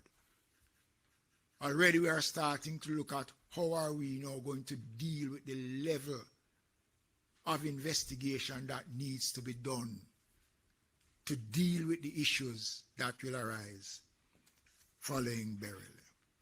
I want to thank the people who are working, the police, the fire brigade, the army, our disaster coordinators, our members of parliament, our councillors, and I want to say this.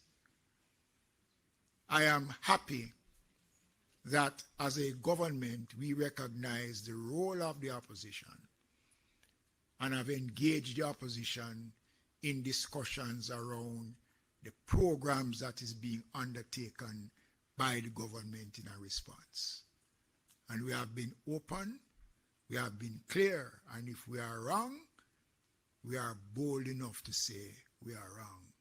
But all the decisions that we have taken to safeguard the Jamaican people, we stand by those decisions. It is the Jamaican people that have to work with us now to ensure that we minimize as best as we can whatever the outcome is. Thank you.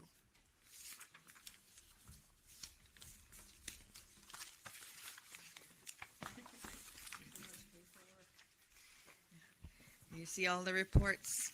Yes, you see all the reports that he has, and I have to acknowledge the head of ODPEM, Mr. Richard Thompson, who is also working really hard. Thank you, Richard.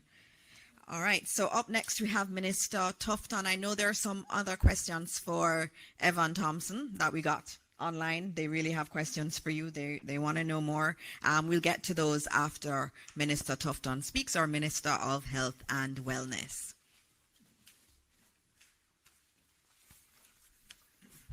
Thank you very much, colleague Minister, and my apologies for being a little late, but my colleague and friend Desmond McKenzie understands, and I know he won't charge me.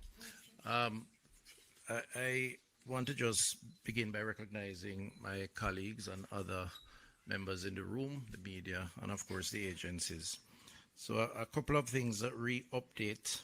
Firstly, I was late because I was on a conference call with the health ministers of the Caribbean region, chaired by the head of CARICOM, who expressed the desire to support, and I gave them an update. And I want to just publicly thank my colleague ministers of health in the Caribbean who have offered to provide support wherever that is needed, including CARFA and CARICOM health ministers. So I got a little delayed because of that conversation. In terms of the updates, health centers remain closed as we had announced, but all hospitals remain open and all are prepared. I have done a number of visits over the past 24 hours or more, visiting some of these institutions, having conversations with the staff, and at the Emergency Control Center in New Kingston, headed by Dr. Dawkins Wright, who is here in the audience. We have had several briefs involving the respective regional health authorities and the hospital heads. And from all that I have seen, we are prepared and ready. There's adequate water storage supplies, adequate food both for staff and patient, adequate medical supplies, a logistics infrastructure which involves our own logistics but also coordination with other agencies like the Fire Brigade and others. And I think generally speaking, there's a staff that is ready and waiting.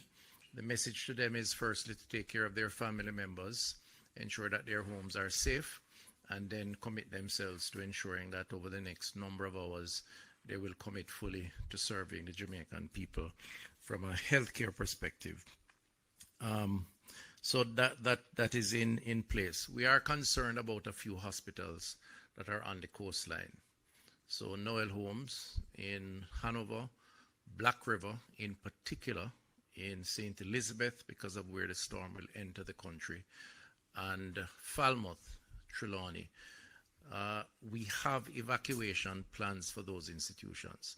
So today we started some evacuation efforts out of Black River. Fortunately, we just completed a 12-foot seawall on the coastline between the hospital and the sea, and that is in place, which will provide a buffer and some protection. But based on projections of 13 or more foot waves, we do anticipate a breach of that. So we have moved some of the services out of the hospital further inland and have relocated patients from the ground floor to the second floor, and hope that that will suffice for any surge that will take place. The other institutions have evacuation arrangements and will exercise that as the case may be. Each of those institutions, of course, have generator backup power that will take them hopefully through the period that may be downtime until power is restored. The staffing for the surge capacity are in place. Rosters are in place. Doctors, nurses, biomedical engineers, drivers, and porters, all of those are in place to deal with the possibility. Very sad to announce that even though the storm has not yet hit, we have had 3 deaths related to the preparation of the storm. One in Hanover, one in St. Catherine, and the other in St. Elizabeth. And these are due to persons preparing for the storm, unfortunately, cutting down of trees in particular. In one case, a tree fell on one of the individuals in St. Elizabeth. He was airlifted, and it's a health worker. He was airlifted to the University Hospital and succumbed to his injuries. Another case in Hanover, the same thing. And another case in St. Catherine. In one of the cases, there was an electrocution, as is reported to me, linked to the cutting down of trees. There have been about 13 other injuries linked to preparation, most of which are linked to persons falling off ladders or rooftops, trying to prepare for the storm. I just want to use the opportunity to urge Jamaicans, firstly, to express condolences to the family members who have lost loved ones, and the health system will provide support as necessary to those individuals. But to also urge Jamaicans, we understand the need to prepare, but we urge extreme caution in that preparation. If you need help, call for help, but be careful that you protect yourself even in the preparation, because already we're seeing the tragedy of lives lost. In terms of the challenges around the actual event, which very little can be done between now and early AM, which is when we expect the storm to hit. Outside of the preparation of the institutions, and we urge those home to ensure that they have adequate drinking water, because turbidity can impact quality of water. So to the extent that you can collect your water now while your pipes are still running, please store drinking water. The non-perishable foods, please be mindful of that and secure that to the extent that you have not already done so, and there's an opportunity so to do. We are aware that from a health perspective, post the event, there is the risk of contaminated water, contaminated food. The ministry, part of the discussion I had today with the public health team, we have just about 600 of them.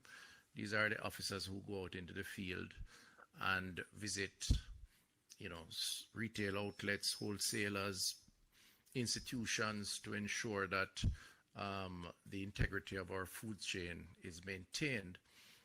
They, under the law, have the authority to seize and dispose of foods that they suspect is contaminated, because a major consequence, if we get past the storm, is the ill effects of what happens after, and water and food are critical.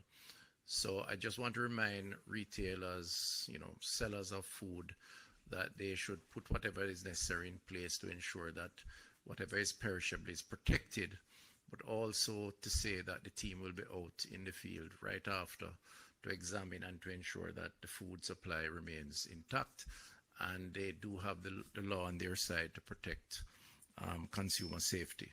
But the system will be ready to deal with that, but food-related diseases are very common after these types of events.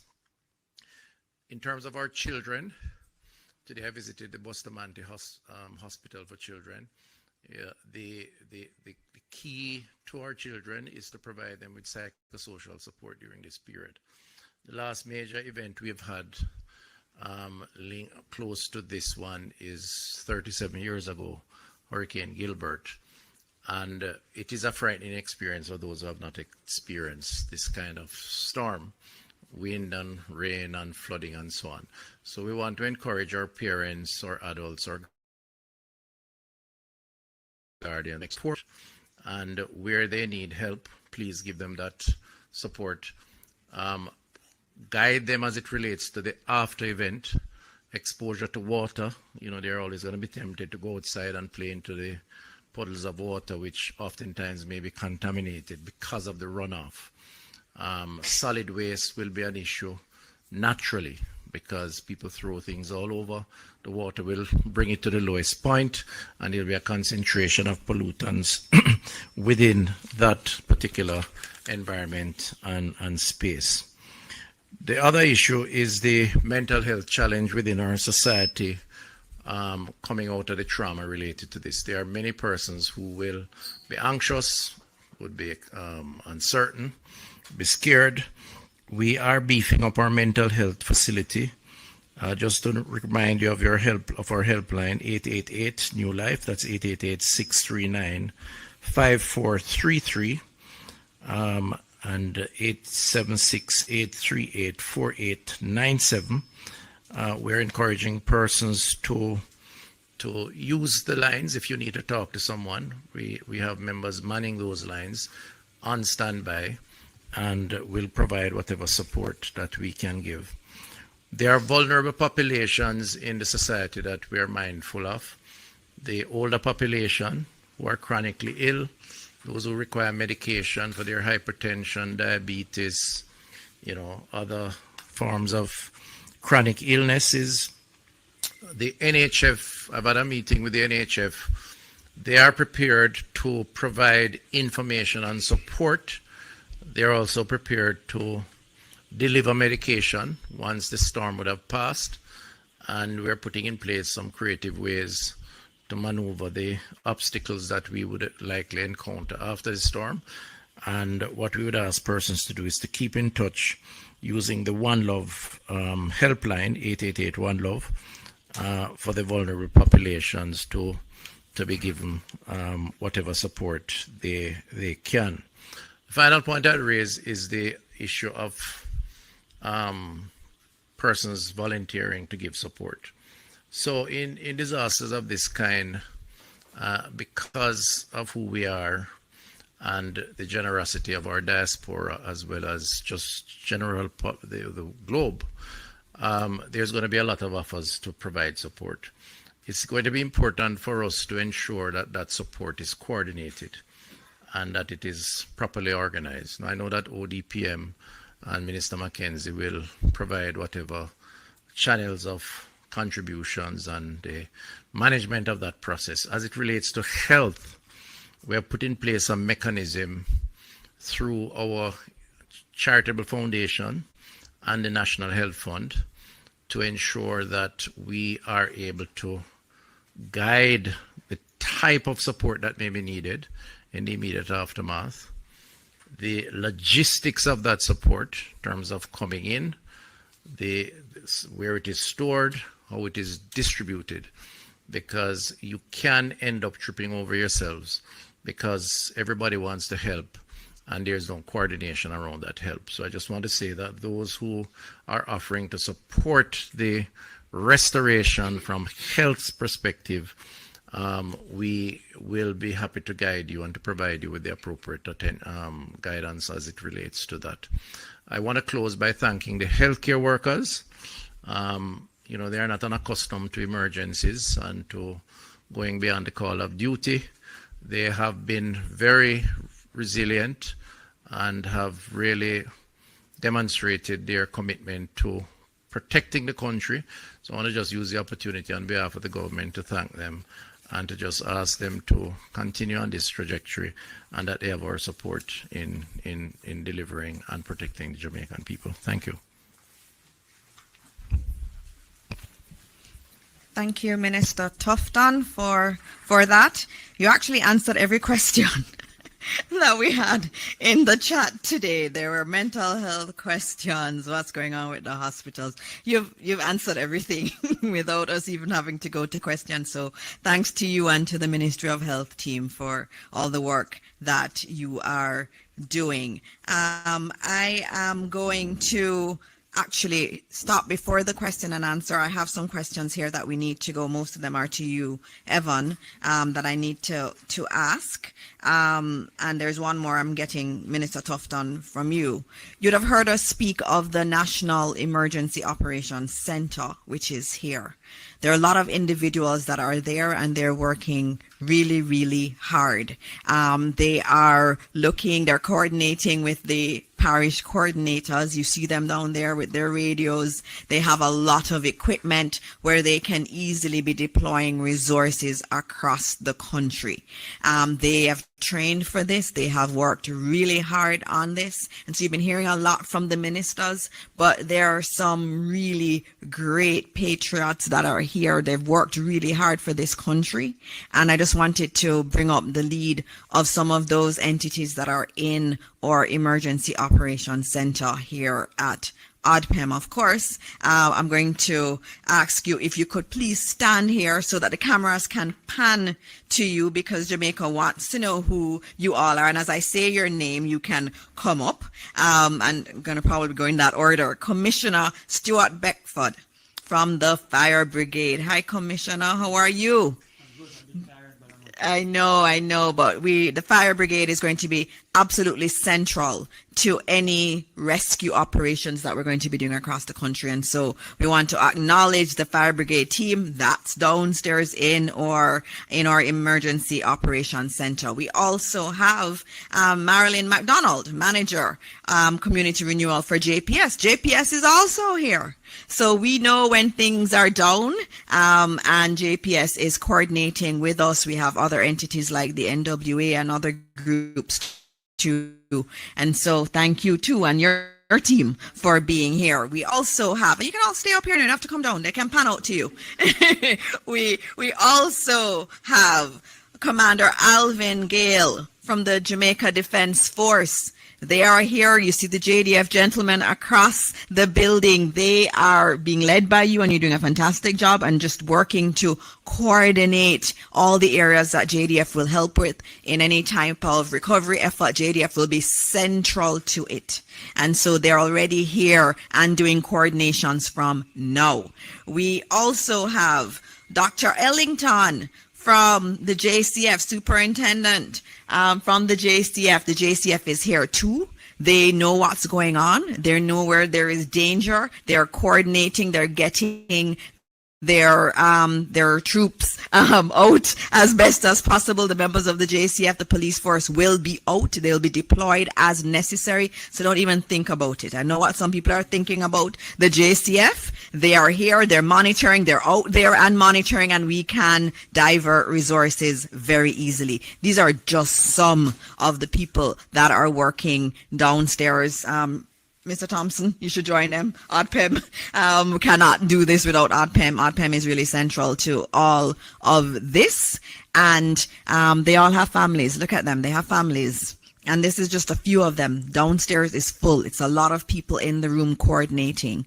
And they are here for us. And I would like to also add someone who is not willing to come up. Rohan, come on up. You see Evan here all the time, but Rohan is really doing a lot of work. Rohan is here. He is always here. And he is the one that comes in the room and tells me, okay, the storm is starting to turn, or it's still going west. And so we have up to the minute information right here, and it goes out to the parish coordinators through these lovely people who are here.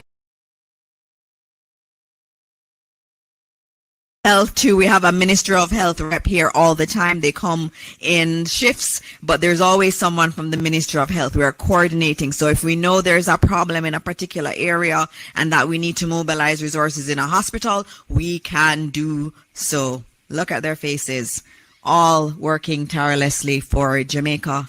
And we want to say thank you, thank you, thank you. Thank you all. All right. So, having said that, and thank you again, we are going to go to the questions. And I see some from Emily Shields. I'm going to give you all of yours, Evan, that I have.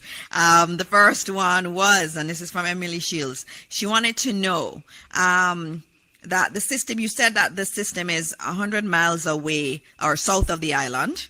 And she asked if it continues to move at 3 miles an hour. Yes, that's very slow. I can walk faster than that. Does that mean it will be about 33.3 hours before it makes landfall? Or how close to land must it be before hurricane force wind is felt? And someone else was asking, why has this moved so slowly? They want a little bit of lesson, meteorological class, on why this would move so slow when we're used to hurricanes moving so fast. Evan? Okay, thank you very much for the questions, Emily. Let me explain, first of all, the reason for the slow movement is that the steering current is weak. Basically, there are some currents in the atmosphere that would generally steer the direction of movement of these systems. And it depends on a lot of the other features that exist at the same time. I spoke earlier about the high pressure centers, the low pressure centers, frontal systems.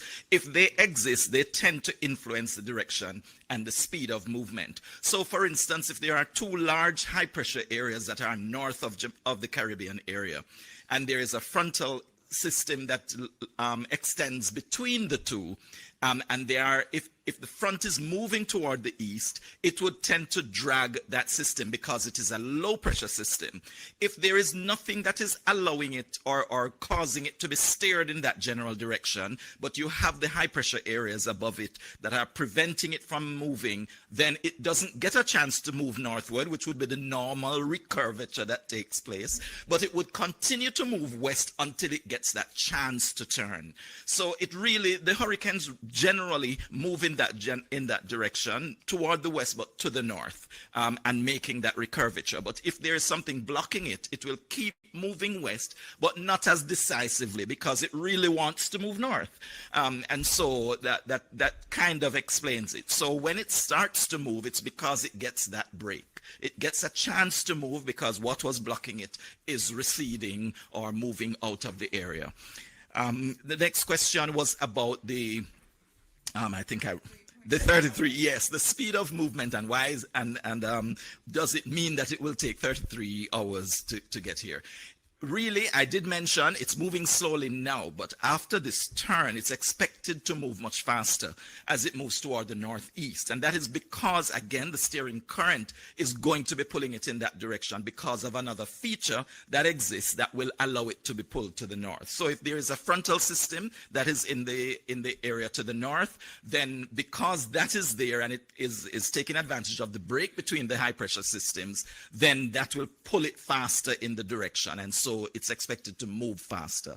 I tried to simplify these press briefings because I don't want to get too technical where I lose people who really need the information, but I hope that is made clear to you.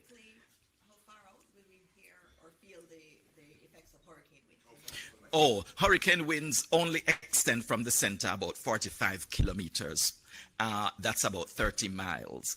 So when it gets 30 miles from the coastline, that's when you start to feel those winds. And then, of course, it will take you have to calculate the speed of movement, and as it moves toward the north, how long you will continue to experience those winds. But the center would have to have passed 30 miles from you again as it moves away before you start to move away from those hurricane force winds being experienced.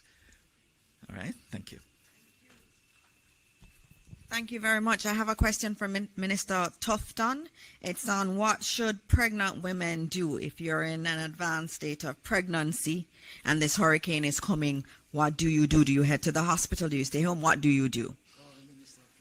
I'm told the answer is to call Minister Tufton. That's what Minister Mackenzie says, but I think there's a better answer to the question.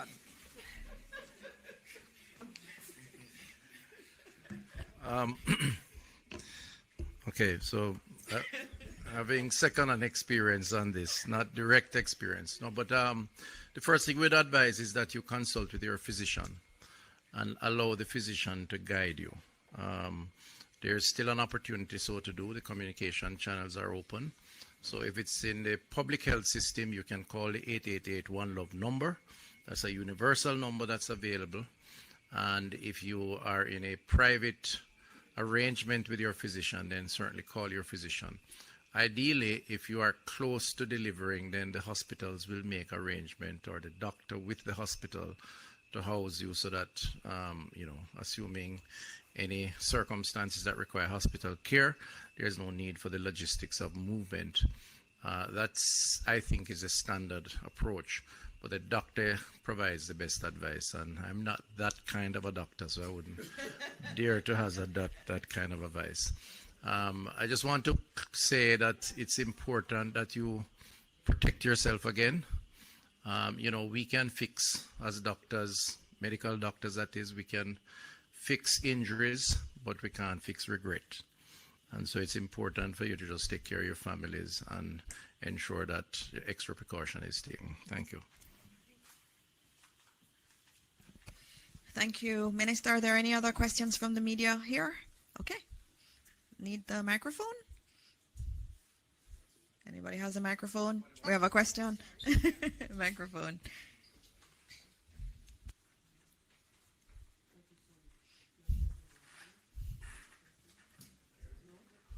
Is it on?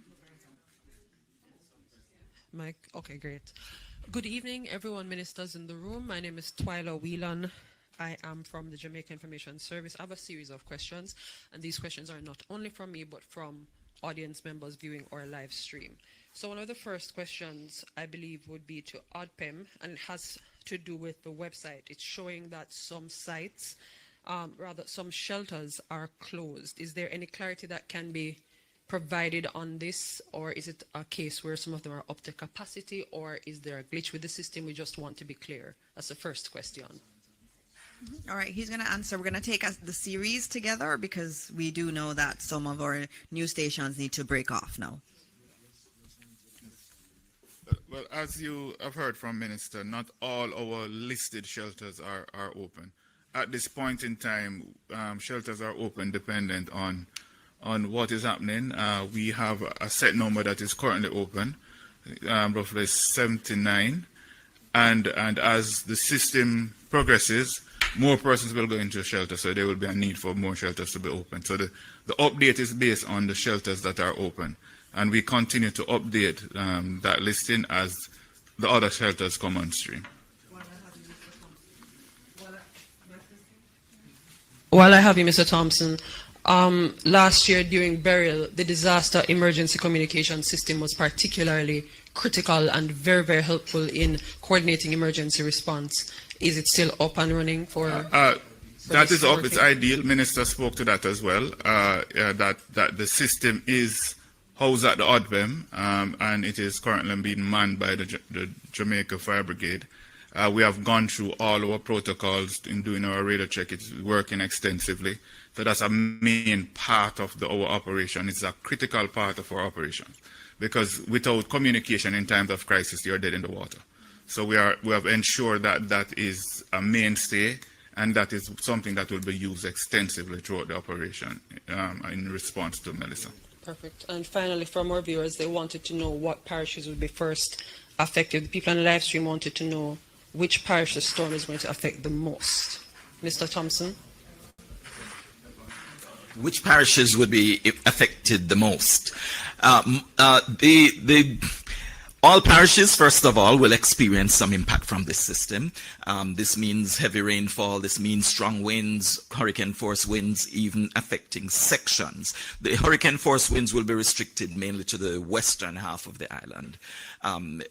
But the tropical storm force winds would cover the entire island. And that is only because the hurricane force winds only extend 45 kilometers from the center, and it is moving only over the western part, going as far as St. Anne in the north. So we do not expect that sections of Portland and St. Thomas, Kingston, St. Andrew, St. Catherine would really experience any hurricane force winds at this stage, based on how it is. But the storm surge, again, there are specific areas, and that would be along coastal areas to the right of the center on the southern coastline and to the left of the center on the northern coastline. Okay, thank you all. There's just one last one, and I'll answer it because Minister had already answered it. It was, how are the evacuation efforts going in places like Rocky Point and Portland Cottage in particular? And those are actually going well. Minister Mackenzie had been monitoring those, and persons were in fact heeding the evacuation orders. And so we are encouraged by that, and we ask others who may not be doing the same to follow suit also. All right, so I don't see any other hands up, and so we are going to close this press briefing now. And I'll just say something. I was on an interview earlier with international media, and they asked me what would Jamaica want to say to the world at this time. And it was a hard question, but there was a flag, and I remembered our flag, and I remembered the colors of the flag. And I remember the black in the flag, which stands for hardship, the green for the beautiful green land that we have, and also the gold, which is for the bright sunshine. And what I said to them was, we are a people that are resilient. We have always had hardships. And today, tomorrow, the day after, as we go through Hurricane Melissa, will be days of hardship. But we know, we have confidence that after this storm, the green land will emerge to us again, and that the sun is going to shine. And so as we go to bed tonight, we know that God is with us. God has always been with us, and he will continue to be with us. And we will pray, and we'll get through this together, and there will be beautiful sunshine after this. Thank you all, and God bless Jamaica, land we love.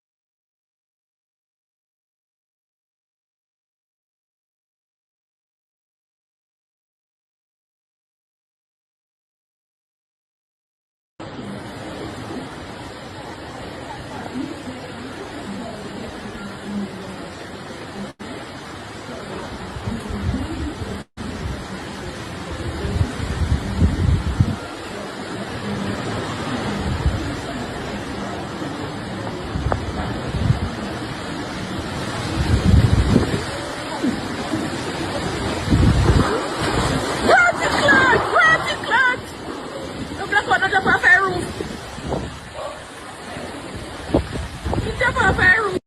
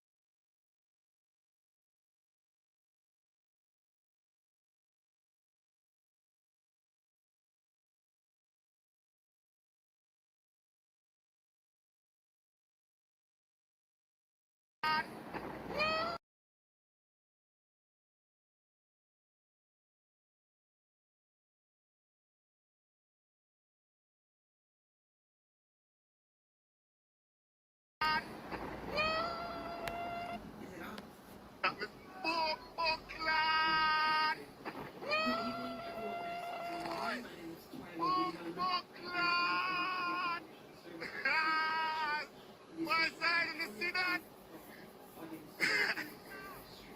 Yo!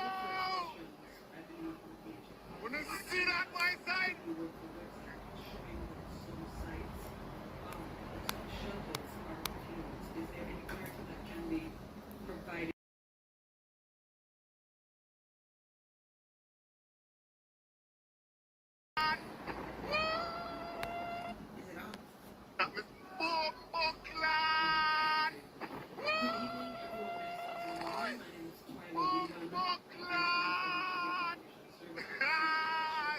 My side, you see that?